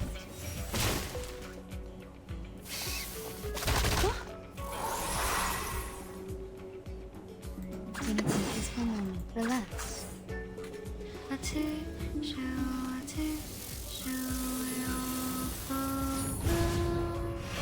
Thank you for your cooperation.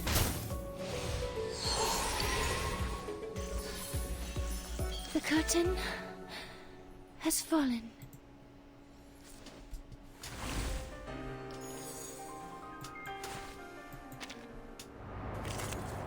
Street Melbourne. So it's getting harder by harder each stage. I can hear it. It is here. Yeah, I know. Mon officine pas capitaine. Oh, need me to get you guys an ambulance?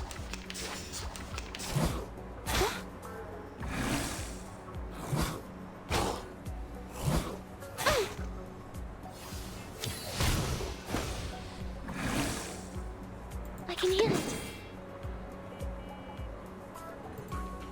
Understood. Tú decides. Tu peux la jeter maintenant. La charme de Reverese. What? You still don't recognize me? What about now?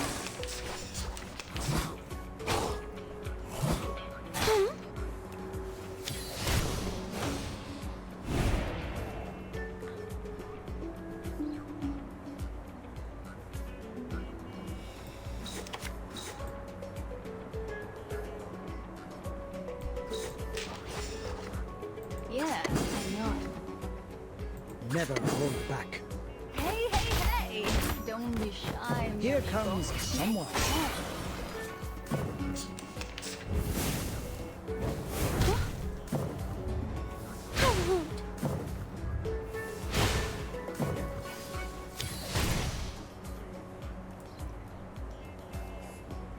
Now, Lenches, you lucky Please guest. warm the liquor for someone.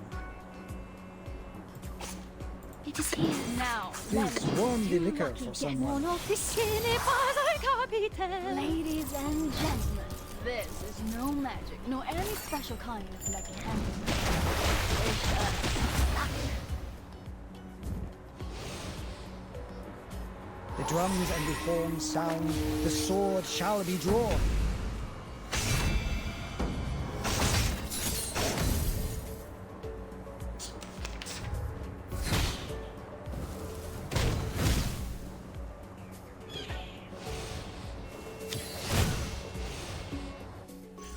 Ring the gong of victory.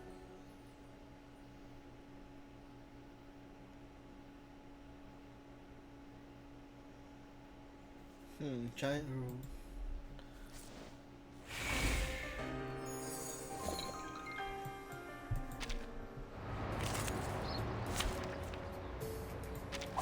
It's an honor to meet you.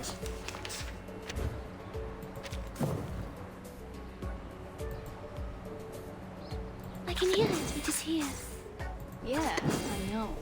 Mon officine pas capitaine. Ta-da! Time for a special massage.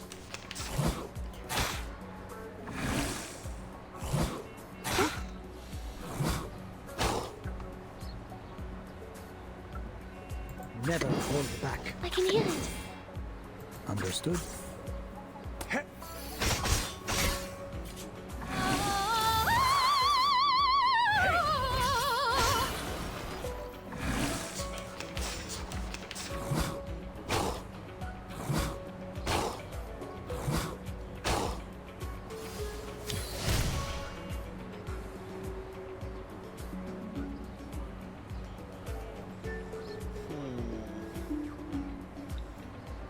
If I do...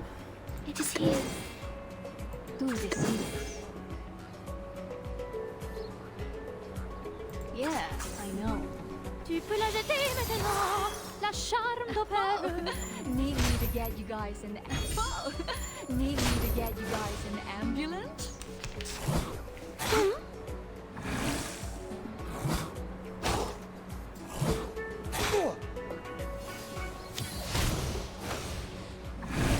Nice.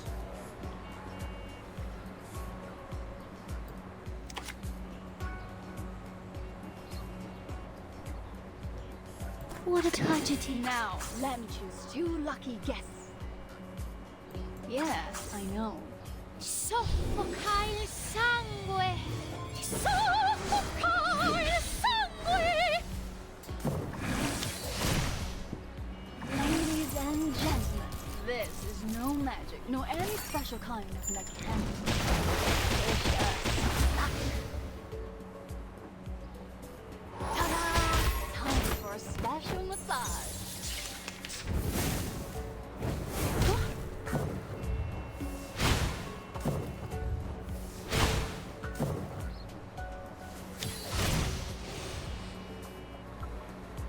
Tú decides. It is here.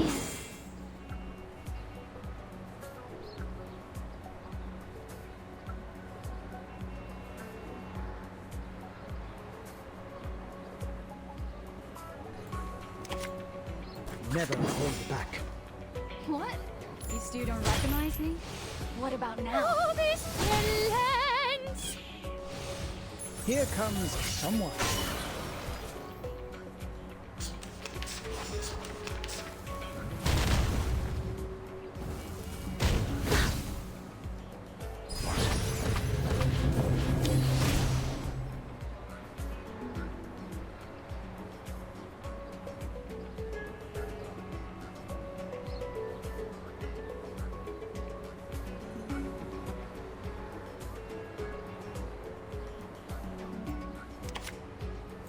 I can hear it. It is here. Understood. Hopefully, Knight survives so I can do his ultimate. No turning back.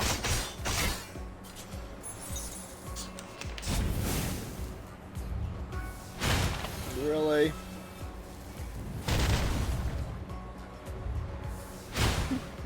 ¿Intentarlo de nuevo? Dental checker.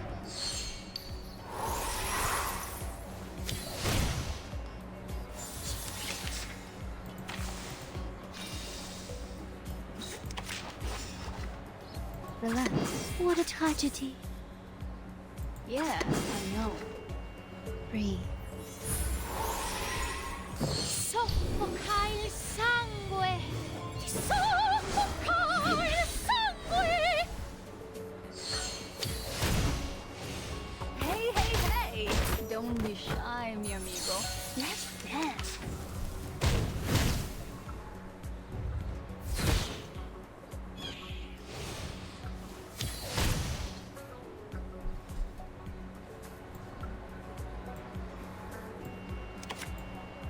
It is here. Tú decides. Yes, I know. Tu peux l'ajouter maintenant. La charme d'opéra. Time for a special massage. What? You still don't recognize me? What about now? Stop. Ring the gong of victory. Nice, okay. I think that was the deduction one. Yep.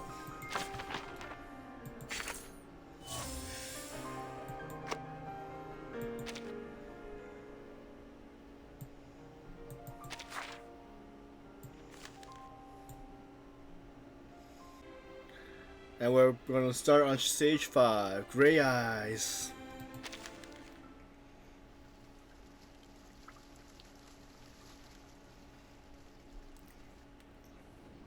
Oh, yes. Yes, yes, yes, Salome. She's mine. My Salome. My muse. Salome.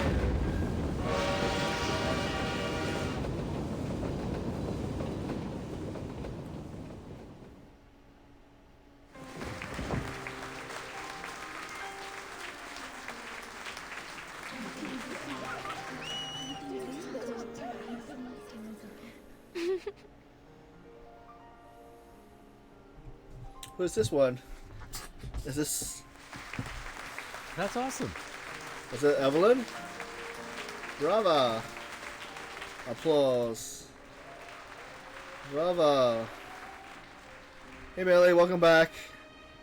Fantastic, truly fantastic. Another applause. Cliche. Boring. They are merely spectators, distant observers. Their understanding of hers is shallow. Of course it is.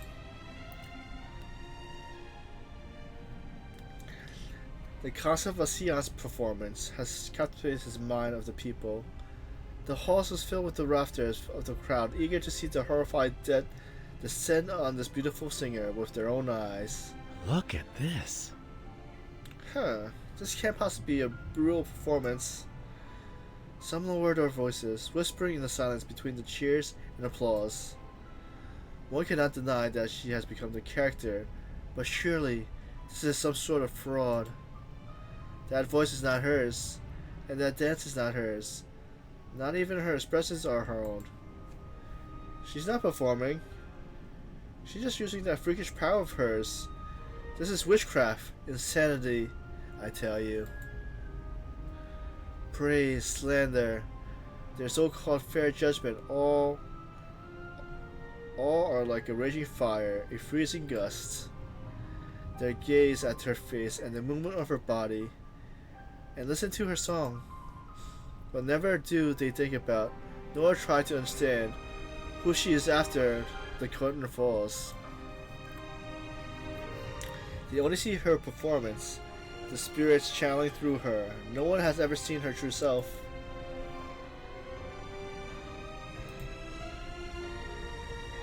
No one but me.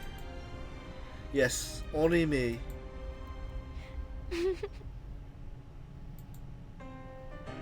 I look at her, and I see her, not those spirits, but herself. I understand her. I am loyal to her, now and forever. She is my love and my muse.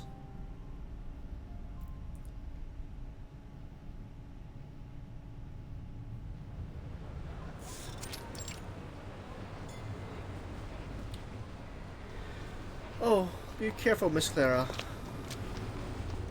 The rain just stopped. I saw her walk out of the cafe with her friends. Don't worry. I'm used to cleaning the stains off my shirt and shoes. Although, it's good to be careful. I don't want to have to wash them every time it rains. It would consume far too much of my study time. The girl in green winks at Isolde. Her eyes sparkle behind her round glasses. She holds up her skirt, takes a half step back, and definitely leaps over the puddle in front of her. You. You know, I never thought of simply jumping over the puddle. Isn't it a little too eye-catching? No, I think... Well, maybe so. They link arms as they walk together. The distance between them is closer to zero. They are two new best friends. Especially when they're strolling arm in arm like this. A synchronized leap would look rather odd. Yes. But it makes a lot of sense when you're running. Of course, if you're running down the street, a jump will make you no more eye-catching than you already are. But if you're in a hurry, you'll be leaving the sight of others before you even notice that they are staring at you. Like when you ran out of Miss Hornbird's window. Yes, just like, what? She covers her mouth with one hand, her eyes wide with surprise. Isolde. How did you know about that? I thought no one living on the street knew of me. You should pay better attention to your surroundings. Isolde chuckles and looks to the other side of the street. Anyway, you're right when you quickly leave people behind, but they still have their eyes fixed on you until you are out of their sight. And it wouldn't end there. Their curiosity would only continue to grow. Who is she? Where is she going? Before you know it, the seed of mystery will have blossomed in every corner of Vienna. She looks back at Kakanya and reaches out a hand to tuck a stray hair away from her face. Yeah. Not to mention, there's no other witch who would ever jump out of the window of a noble lady's room but you.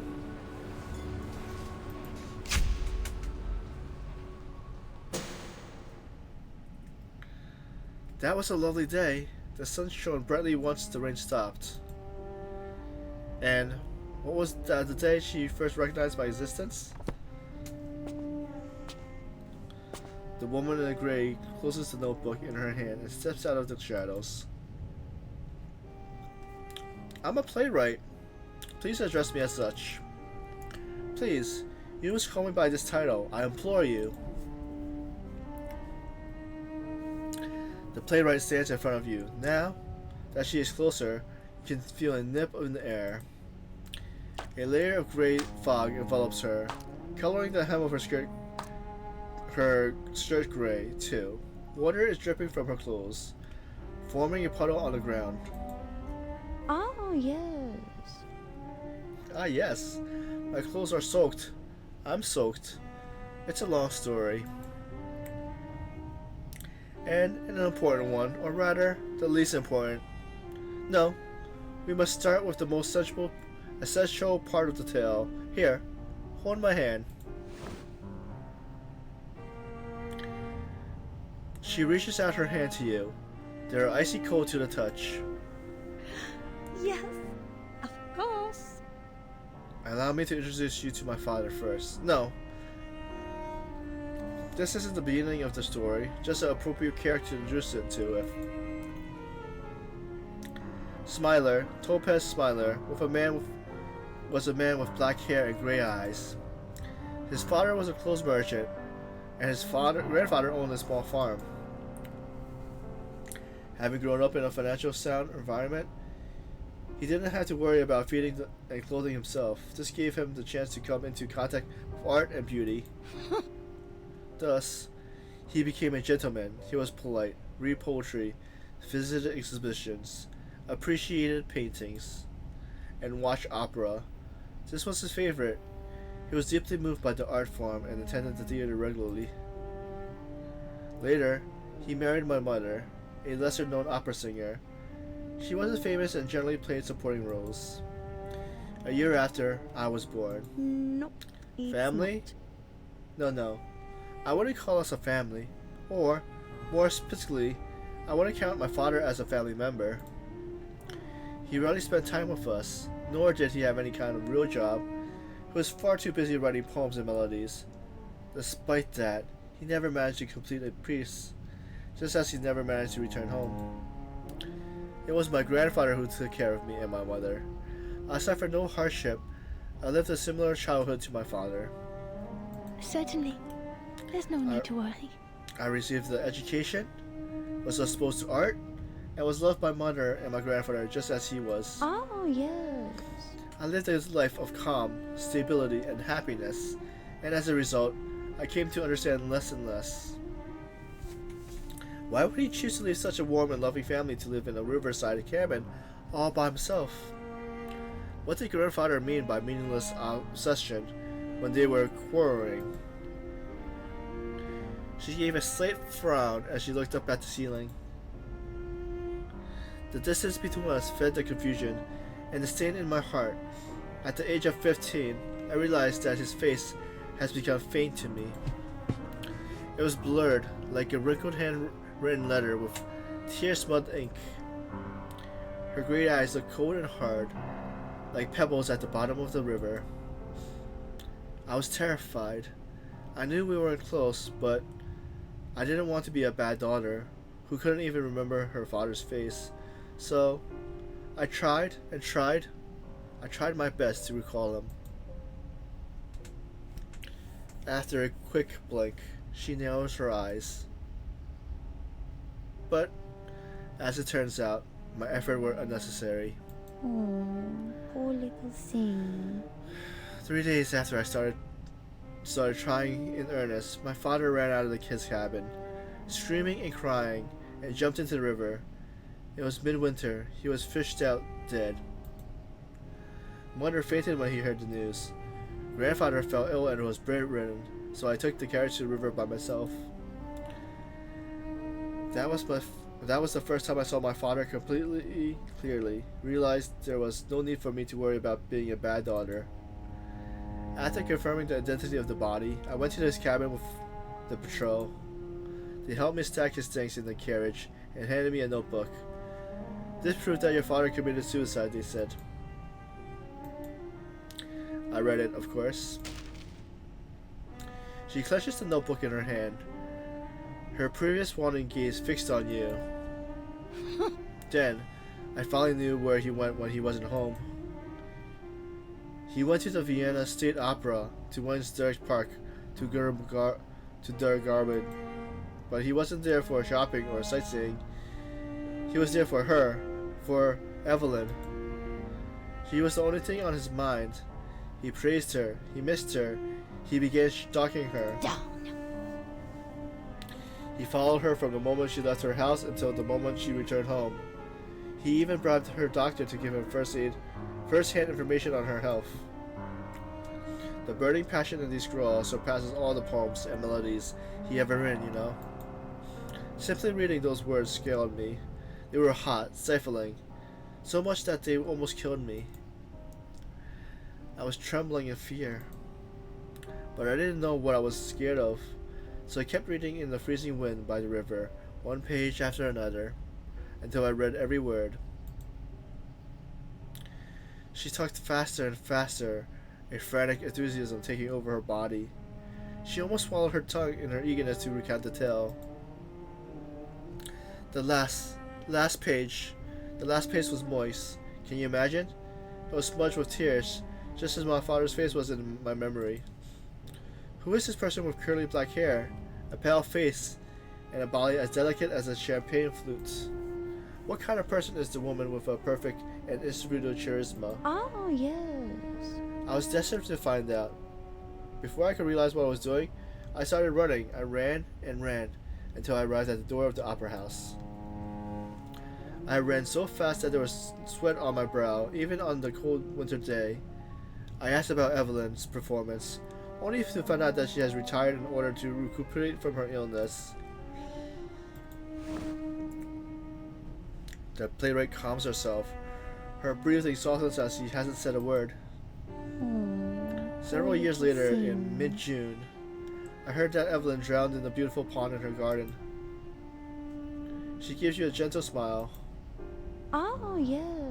You see, it was time she followed in my father's footsteps. I never met her. I never had a chance to meet her, let alone hearing the singing that had driven my father mad. Oh, don't get me wrong. I don't say this out of regret. She grips her hand even tighter. Is it impossible to pull away? Because Isolde, her daughter, had her debut half a month after her mother's death. I was there, just as my father has been to every one of Evelyn's performance. I witnessed the rendering of the dance of the Seven Veils and how she ruptured the whole Vienna. In my father's notes, I had glimpsed the first sign of her existence in the swollen ovary of a rabbit. I know, when she took her first step, how painful her denied seizure was, even the amount of calming syrup she took. Oh, yes. I'm my father's daughter, and she's Evelyn's. How beautiful fate is, how it binds us together.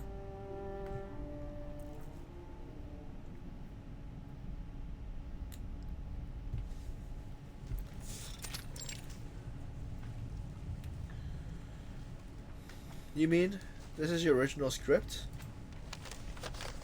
The leader of the opera troupe looks up from the thick manuscript on the table, a stiff impression on his face. Yes, of course. Yes, sir. This is original, created by me. Miss Smiler, it's very much appreciate your hard work and persistence. Your grandfather contacted me and told me how passionate you are about playwriting. There's no doubt that you put in a great effort. I can see that you're wholly devoted to your craft, which is certainly a necessary quality for a playwright. And you're the granddaughter of my good friend. I even attended your debut ball, so as much as it pains me to disappoint you. He closes his eyes. When he opens them again, there is an apological look on his face. We cannot strip your script, my child. Why? It's much too risky, the story that is. I understand that many stories are inspired by true events, but yours is simply far too obvious. Rosalind, the pretty and gentle heroine of the Noel family, becomes popular after playing Solomon. Her mother murders her father. Her brother burns himself to death. Yet, she herself is sociable and surrounded by many friends. Oh, hey Melly, thanks for the hydrate. Stretch.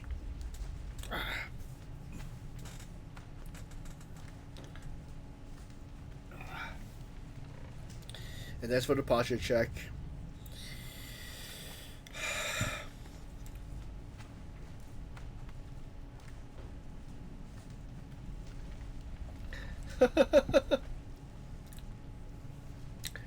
See, her mother murders her father, her brother burns himself to death, yet she herself is sociable and surrounded by many friends.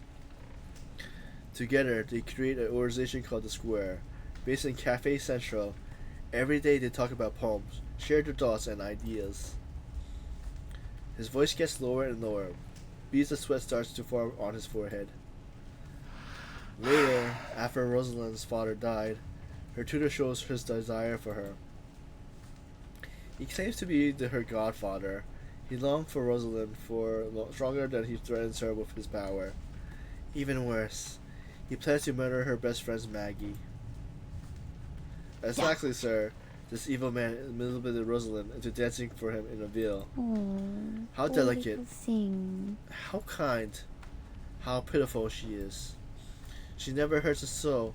She's always kind-hearted, and her gentle nature evokes empathy from everyone. She's sure to stir compassion within the audience's hearts. And in the most crucial scene, her heroes arrive, pulling her out of the darkness. He enters, a beacon of shining light, bringing salvation and happiness to Rosalind, and slaying Cameron the devil. The playwright shoots to her feet, knocking over the chair she was sitting on. Perfect. Isn't it a wonderful play, sir? Why are you turning it down? Is it because of the buyout fee? I won't charge you much, as long as Isolde stars in it. Everything is negotiable. No. Okay, Melee. No, I mean to say... The leader mops his sweaty brow. The characters are too familiar to us. Any audience member with a modicum of knowledge would know they're based off on Miss Isolde, her brother Theodore, and her parents, and Mr. Carl. Although Mr. and Mrs. Dalton are no longer living, and Mr. Theodore, wherever he might be, isn't the sort of to criticize a piece of art, Mr. Carl would not at all be happy about it. He never allowed us to put it on. It's absolutely slanderous. Down. No, it's not. I saw it all. He was reaching for Isolde's waist, that filthy toad. What are you so afraid of?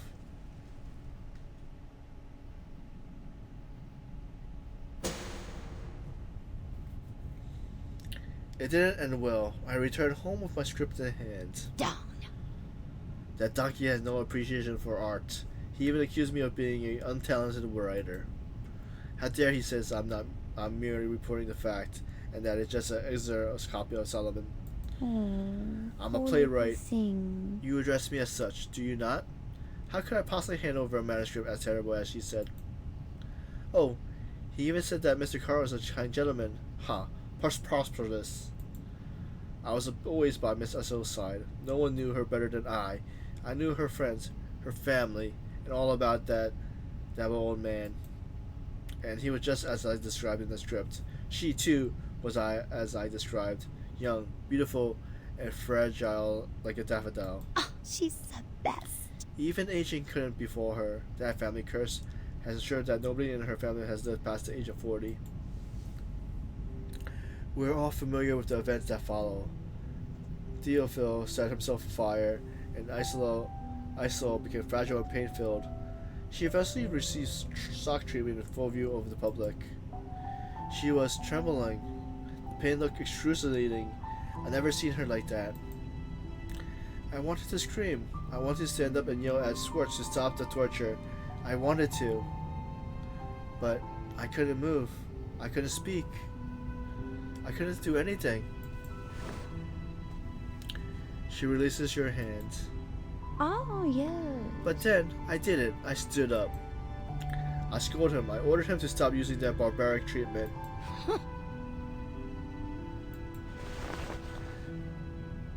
Wait, so am I thinking, if it's correct, is the playwright actually Kakanya?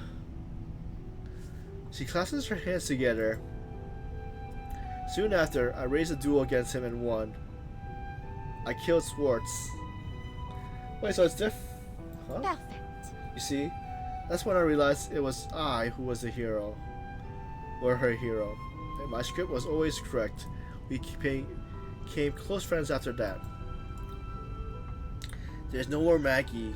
We lived happily ever after. Oh, yes. Oh, I'm sure this might sound a little different from the story you know, but you have to understand. No, it's You not. and I are different. There are clairvoyants in my family. My father has prophetic dreams, and so did I.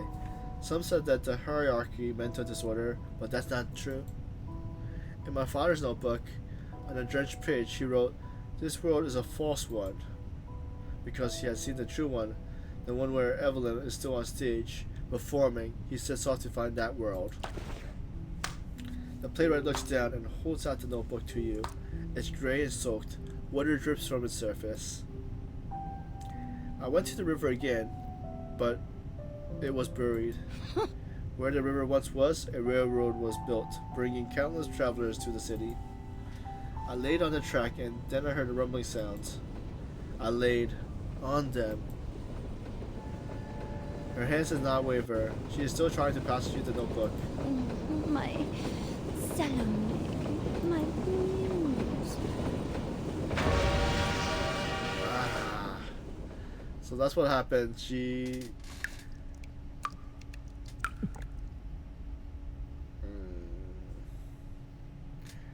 So I'm like, all these like scenes are like where like it looks like the dead person like possessing Isolde. The smell of river water fills the air. You see the playwright's mouth moving, but no sound can be heard. Hand shaking, she drops the notebook and grabs her neck. Another voice replaces her, squeezing out through her throat.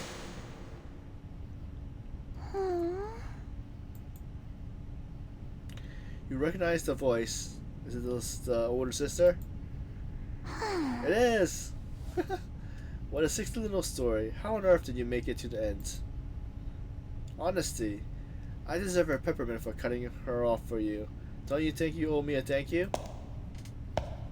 She hops over to the table and sits on it. How rude. But those artists, no. Those so-called artists are always over-exaggerating to make their stories more dramatic. Is that so? And you should be kind, good-looking, and fragile. And my little sister, of course, is more beautiful than a rose and more valuable than a diamond.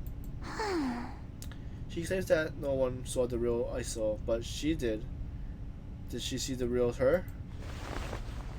Trista stretches out her hand and points into the darkness. What do you think? What can you see when you peer through the cracks around the edge of the door? The faster you run, the more curious people become, and the harder they pursue you. Don't you think this is all too mushy? Heroes and beauties, salvation and light. Is this really the story? Trista's hands pulls you near. Look, I don't want you to miss this truly dramatic scene. You look back. The gray door is still cloaked in the darkness. In front of it, a gray eye, wet and hard like a pebble at the bottom of the river, is gazing at you.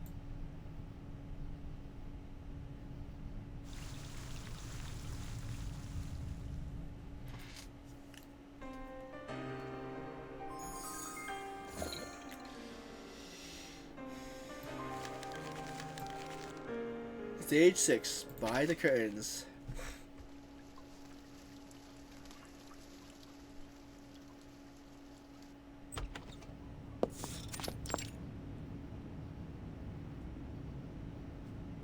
Mother, I'm home. Mother.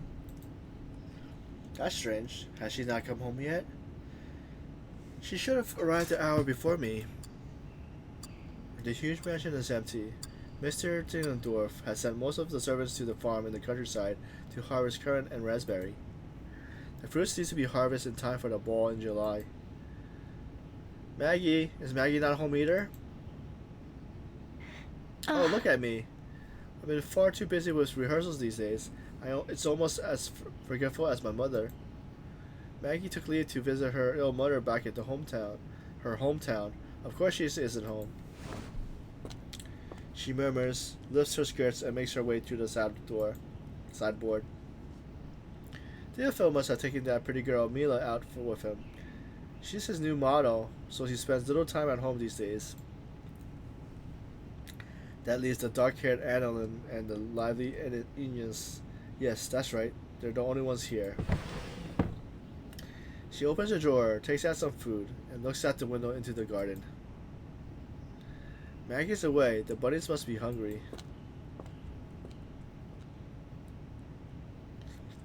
Come out, Asa Strudel. Here.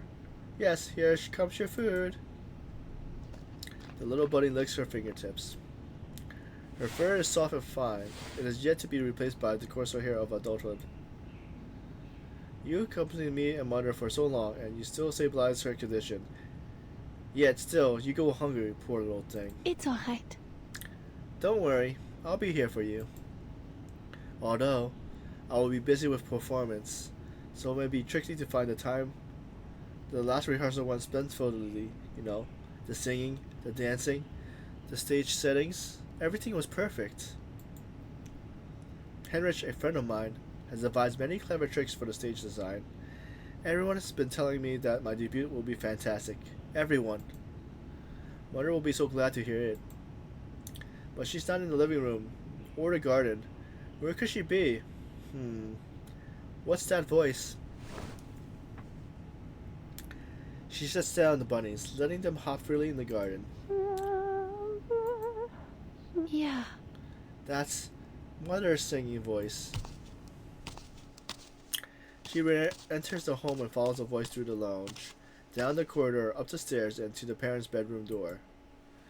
This door, which has always been shut, is now open. She feels the wind blowing through it.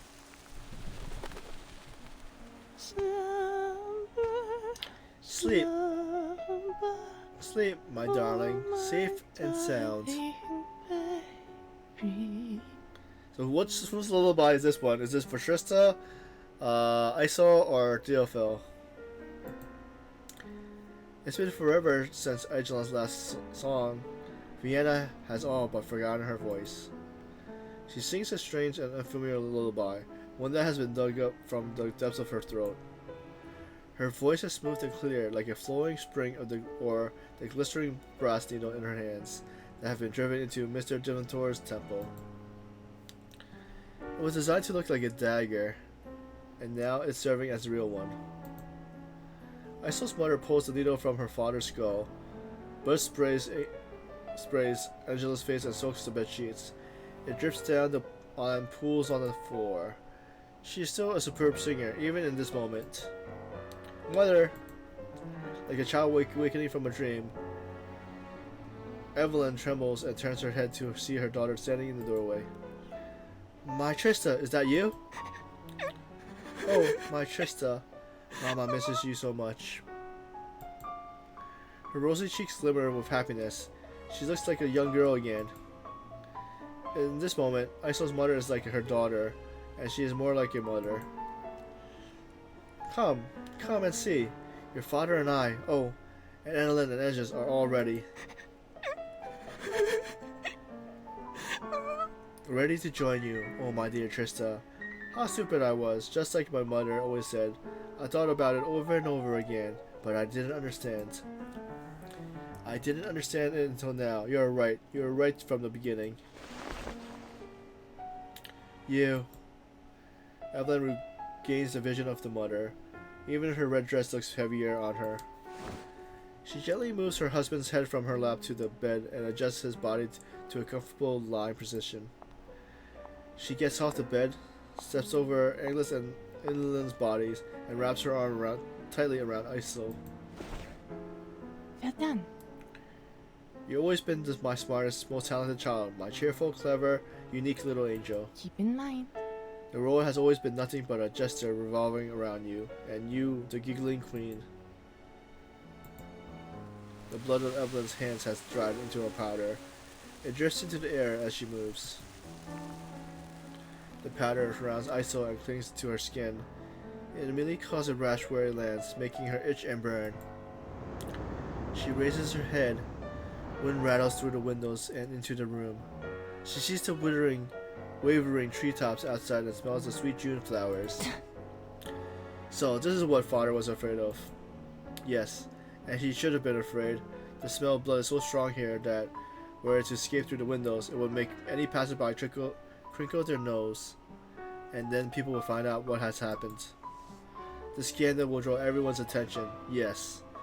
Even knowing that he may one day be the victim of Mother's Reverese, he considered her reposition of the family above his own life. Isolde murmurs to herself, ignoring the rash on her skin and her mother's embrace. She feels blood in her nose and that squeezing pain in her lower abdomen, just like that night when she was 6. Close the window. Close the window. Close the window. Wait, what?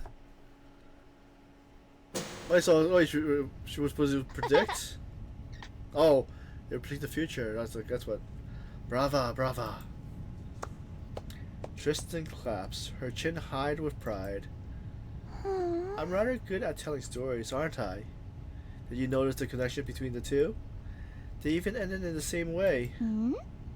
A follow-up? Oh dear. Don't tell me you've forgotten already. Didn't that playwright tell you what happens next? Not long after, before my father's burial, my mother drowns herself in a shallow pond in our garden. How Yes, pitiful. you're right. She went insane and considered death the only means to break free. She had enough of this world. It brought her only anguish, to prevent her from hurting herself. Deerfield requested the housemaid guard her door every night. Trista hops off the table and steps forward. You know, even in utter hysteria, she was Vienna's greatest performer. On the night of her death, she woke at midnight, confused. She couldn't remember a thing. She asked me for a cup of hot milk and honey, and wondered why her throat would hurt so much. Why there were wounds on her hands. The maid, Maggie, applauded and rushed to the kitchen to retrieve it for her. In that short time, Evelyn ran across the hallway, down the stairs, through the lounge, and into the garden. She didn't stop to look at the sun, nor did she notice the scent of jasmine in the air. She simply leaped into the pond, crawled over to the pearl shell decorated fountain, and curled up like an infant in the water. She reaches out and touches the slightly ajar metal door before her. The door doesn't belong to Mr. Carl. You can tell because it's bloodstained and there's a shining dagger hanging on it. All the women in her family have met the same end, and Evelyn was no exception. The Golden Rabbit has shown me far too many stories of how my ancestors tragically ended. I have no interest in retelling them.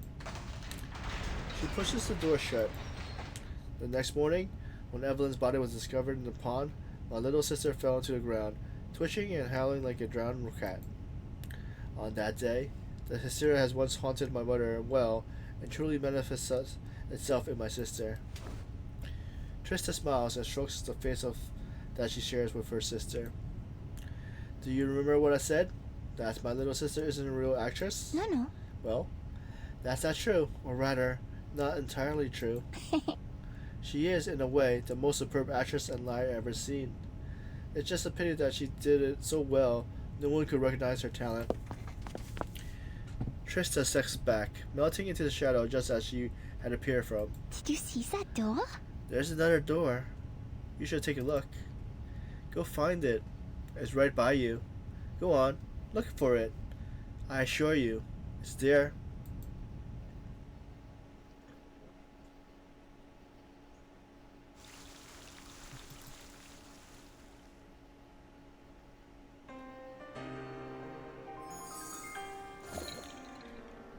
Stage 7, ordinary door.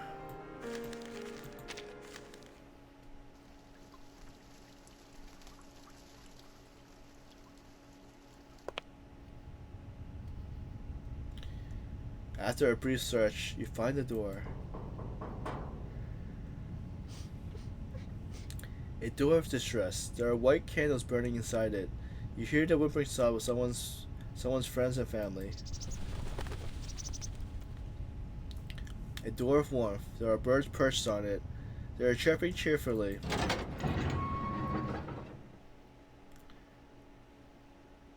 You push the door. The dinner doorhouse seems quieter than usual. Those who pass by do so hurriedly, lest some of its misfortune rubs on them. Isolde.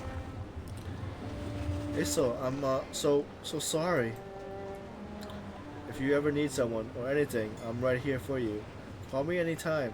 The company and support of my friends are most important, especially during this time.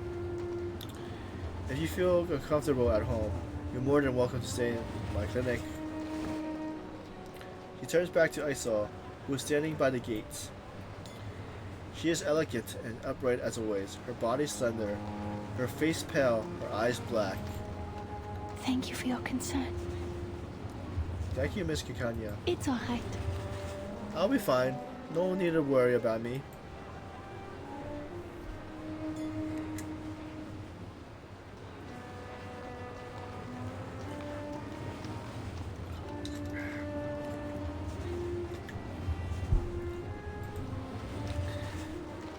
After a brief silence, she cast her eyes down. Yeah. The Diffador family needs me as a hostess more than ever. My reputation is worthless at the moment. Given the circumstance of his death, Theodor's body isn't suitable to be displayed at the wake. So Mr. Carl suggests we bury him sooner so he may rest in peace rather than painfully linger in the world. The maids are packing his things. A dearth of his paintings will be buried with him, as for the financial dispute between him and his models, they remain to be solved.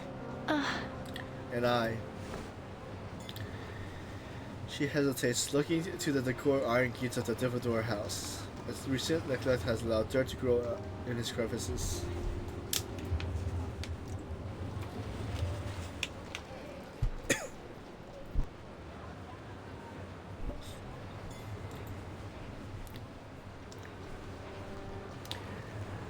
I'm the last living Diffador, Miss Kikanya. It falls to me to shoulder our burden. I can't live like this. I can't let my wandering womb control me anymore. The fainting, the convulsions, the visceral disturbance. I will not allow myself to become some horrifying lunatic. Isolde. I decided to accept Dr. Swartz's treatment. Isolde raises her head, and gives Kikanya a smile. Times are different now. New treatment are emerging day by day. I'm sure he'll find a way to help me. Yes. Kikanya remains silent. Finally, she lets out a sigh. I really don't think Swartz is the best doctor for you. You're a Diffador, for goodness sake, not some commoner. He's only trying to use your status to gain profit and attention. That's why he insisted the treatment process be open to the public. But as your friend, I respect your decision, and I completely understand why you choose to accept the treatment. Just know that you have the right to stop him at any time. Please, Isolde, as soon as you feel any discomfort, any pain, promise me you'll tell me him to stop. Can I do that? Every living person has the right to express their discomfort. No, I think... But it's possible that under the circumstance, you'll be unable to stop him. Kanya rubs her chin, immersed in thought. Then her eyes lit up. Don't worry. Of course. The presentation is open to all, so I'll be there too. I'll sit in the audience and keep a close eye on you. If things get out of control, I'll stop them. Kanya's face looks considerably brighter with this idea. Her voice is as clear and colorful as a parrot. Isolde listens quietly, chuckling from time to time at Kakashi's chattering. Certainly. There's Thank no you, need Miss to worry. Kakanya. You're a great friend. Isolde looks at her eyes. Wait. Isolde looks at her eyes twinkling. A pink blush rises on her pale cheeks. She steps closer to Kakanya and fixes her collar, as she has done countless times before. By the way, when you were in the house just now, did you notice a door? A door? Puzzled, her eyes darts from Isolde to the gates and back. What kind of door?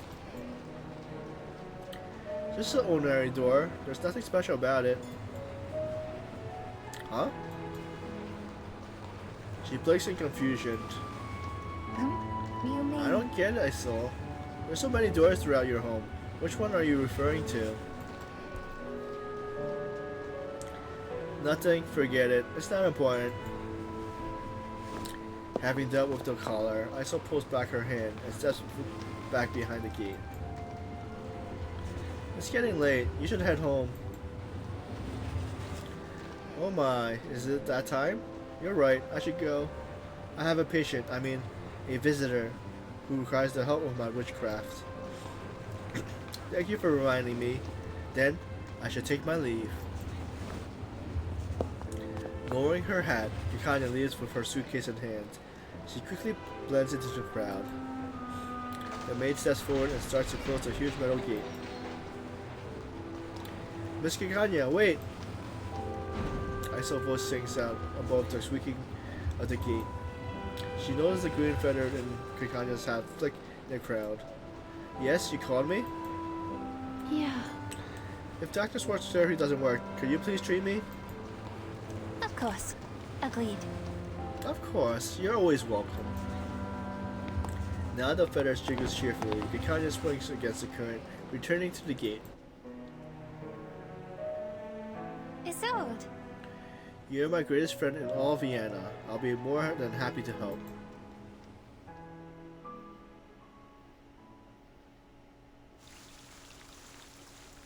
So that one's a little bit shorter. And now we're at the final. Stage 8, a golden key.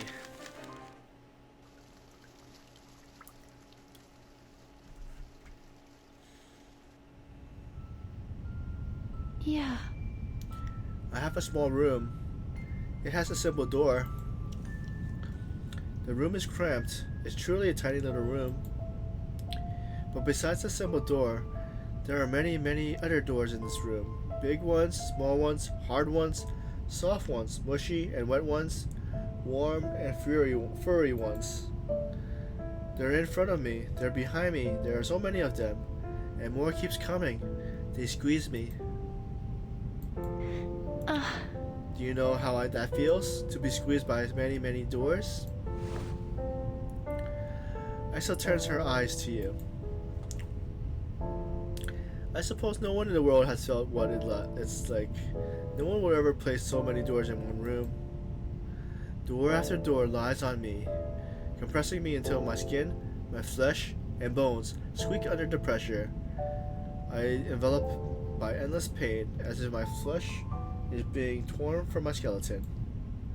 When I was a little girl, I read a story about a princess who tries to sleep on the 100 layer of mattress, yet was still kept awake by a single pea beneath them. My father calls her the true embodiment of a princess, a good maiden with noble virtue and the most delicate skin in the world. He said that I should be like a lady, both sensitive and polite. But am I that princess? Or that bottomsome little pea under the 100th mattress?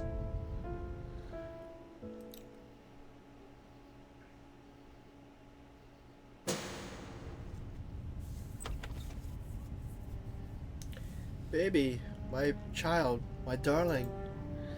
Mother hugged me, as she always did when overtaken by despair. Driftfield has grown up, and Trista was long gone, so I was her only choice. The day prior, her hysteria has burst out at the banquet, making her shame all the more potent. That's why she came to my room and held me close. Listen, child. You must always remember Mama's word, don't you forget. You have to be careful. Don't allow others to see your vulnerability. Don't cry. Don't scream. Don't lose control. Don't make a fool of yourself.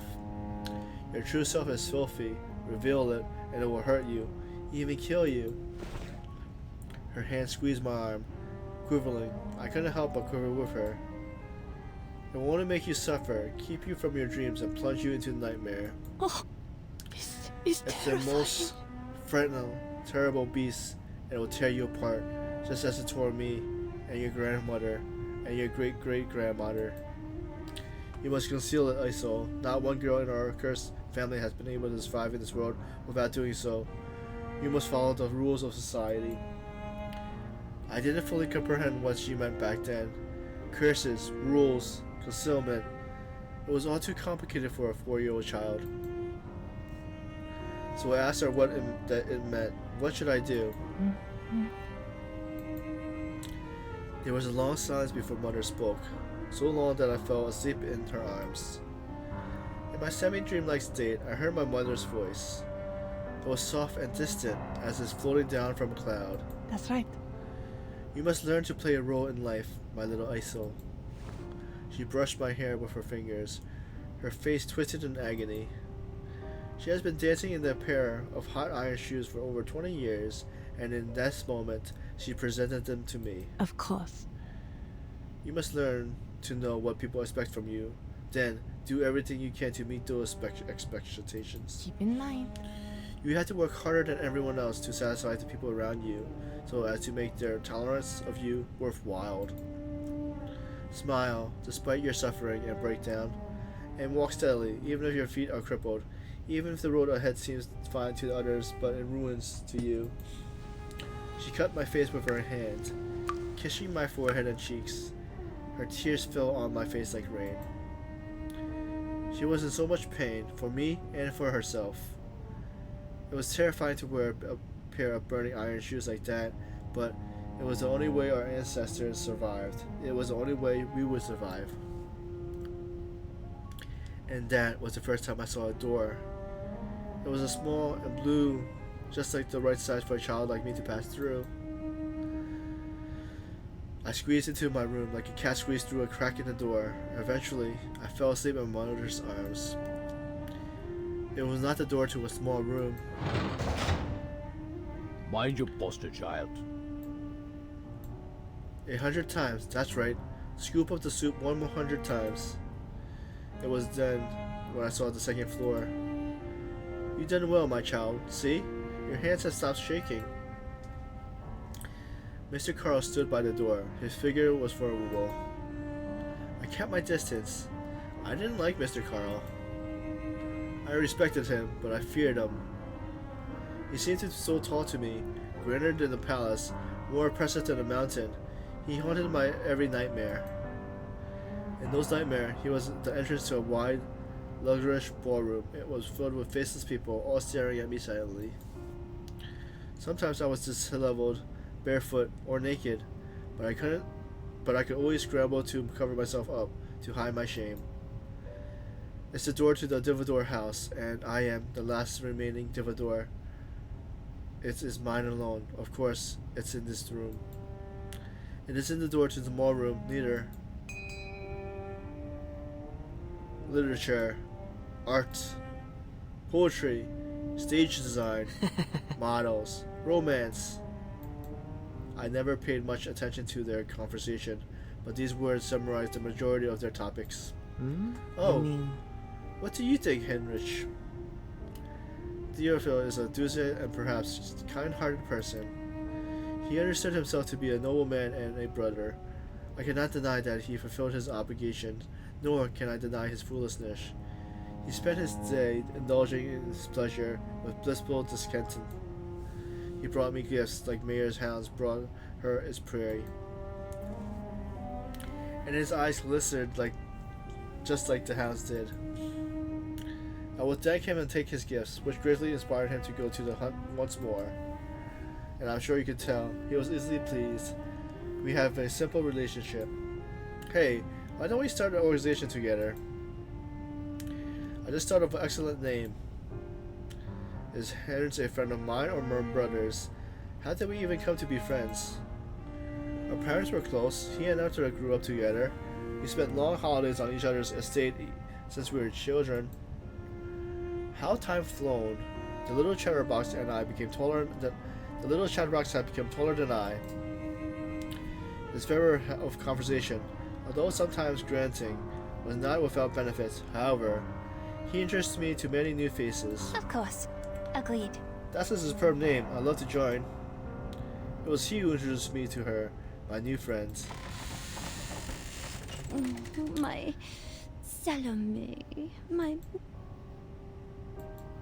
What can I say about her?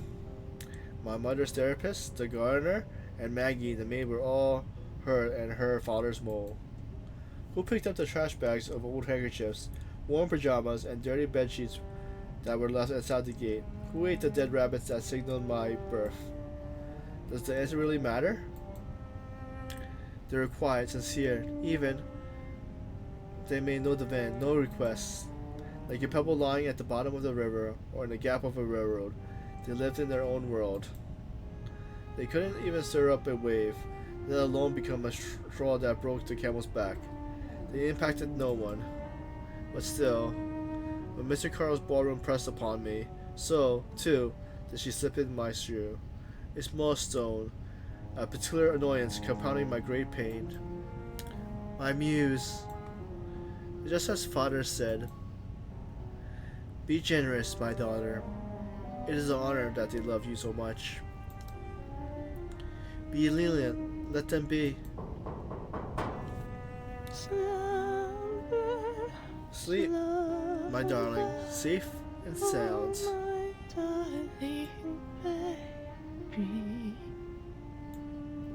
This is how her story should end, don't you think? My darling baby, Trista, Isolde. I keep hearing things.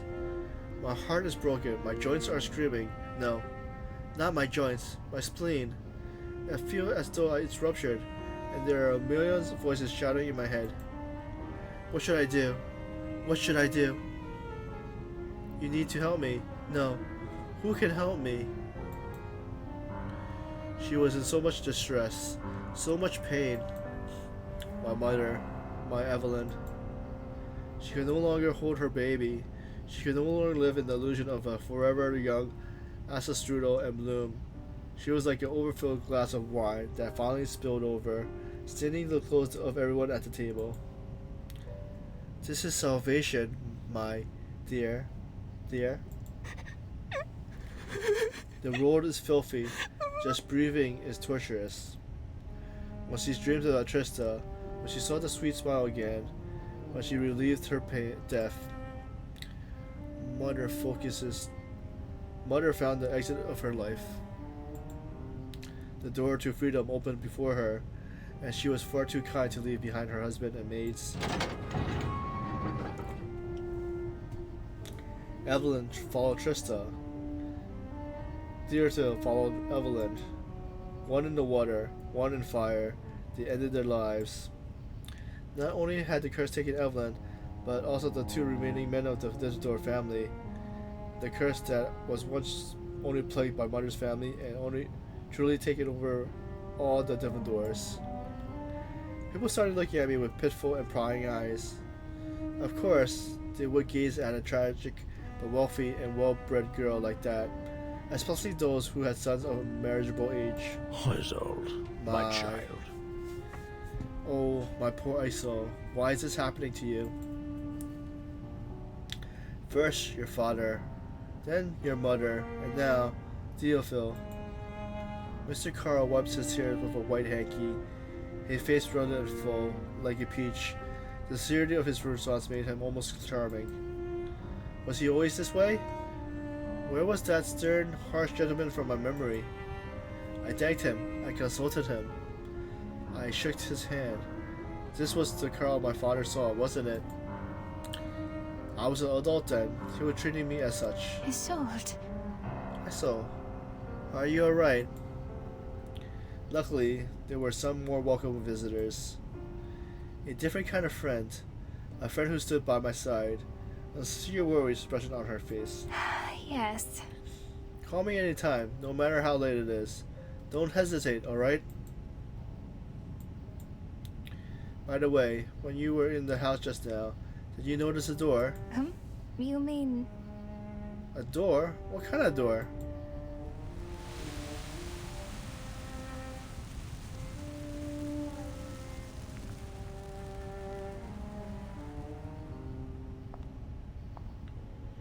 It's a door.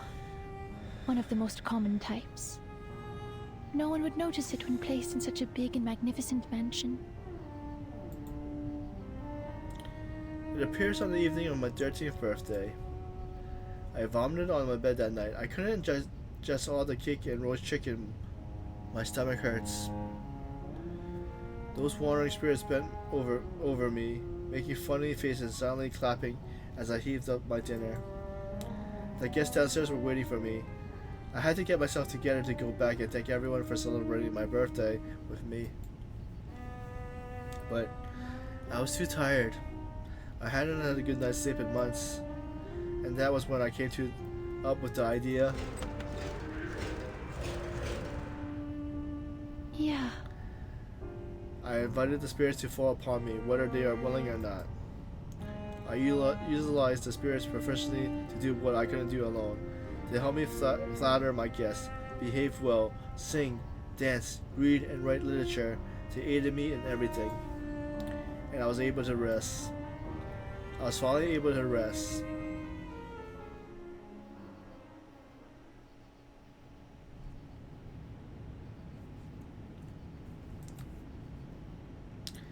Theophil's funeral is over. More than half of the servants has been let go. Miss Tifidor says she needs some time alone and refuses to receive any visitors. Isolde crosses the living room, walking straight to the sideboard. Maggie isn't home, so there is no one to take care of Blum, Strudel, and the Nightingale and Swans. She opens the drawer and takes out a metal box of arsenic powder. It has been the most deadly poison since the time of ancient Rome until today. They're my responsibility now. Here, Strudel, Bloom, come have some. She carries the box over to the tea table by the window and places the box on it. Be graceful, be self-restrained, and be kind to others. She tilts the teapot and watches the tea flow into the cup. Be compassionate, especially towards the less privileged. It's alright. There's nothing to be afraid of. You have the right to leave this ruined world. We must be an example for our people. Oh dear, you're twitching. It's alright, I'll hold you. We must...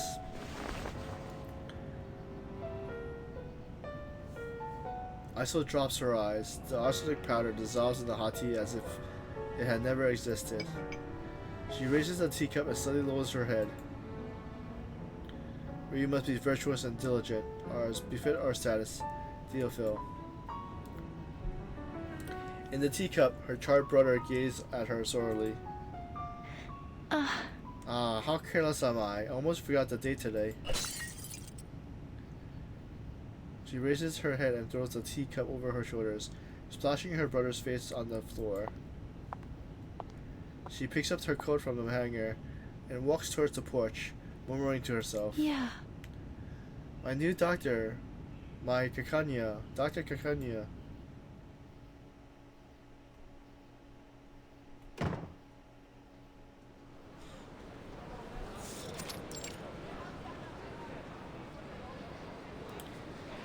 Oh, it appears I arrived a little early.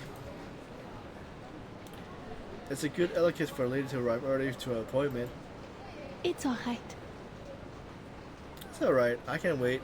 I have patience. Mr. Kakanya. Oh, I suppose I can still call her Dr. Kakanya from now on. She looks up at the closed door. There's no sign of indicating that this will be the consultation room. Oh, right. She doesn't have a medical license. So she painted the door this color so that the patients could tell where she is. How very clever. As she waits, Isolde murmurs softly to herself. There are so many doors in this world.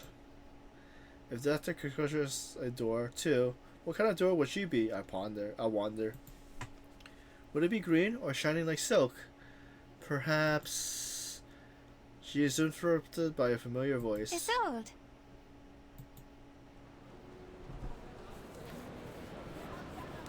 Oops, sorry. Sorry, I'm late. Kanya trots over to her, her lively green skirt swaying with each step. I was delayed, you know what I'm like. I swear I planned to return earlier to ensure this didn't happen. This is our first constellation after all. Oh, I still wanted to have a good start to our doctor-patient relationship. I'm really very sorry. Have you been waiting long? Yes. Are you tired? Oh, I shouldn't have kept you waiting under the sun. As Kakanya continues to apologize, she pulls a golden key from the green ribbon from her waist. A golden key to the golden lock on the door. She inserted it and turns. The door opens. Don't worry. Alright, come on in. I'll fetch you a cup of tea.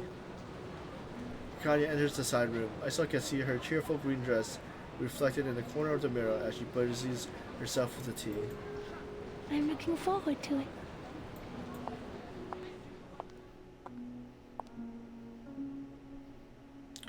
There she is, reflected in the vineyard mirror, the daughter of the mirror seller, Carla, and Miss Dr. Kakanya. She's not a door. I was wrong, very wrong. She is a key. The key that will finally unlock my door.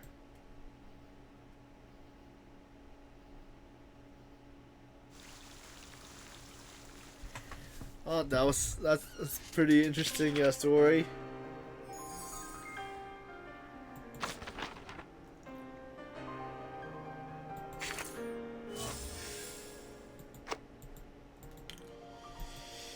Alright, so we finished, let's see, what's this, oh.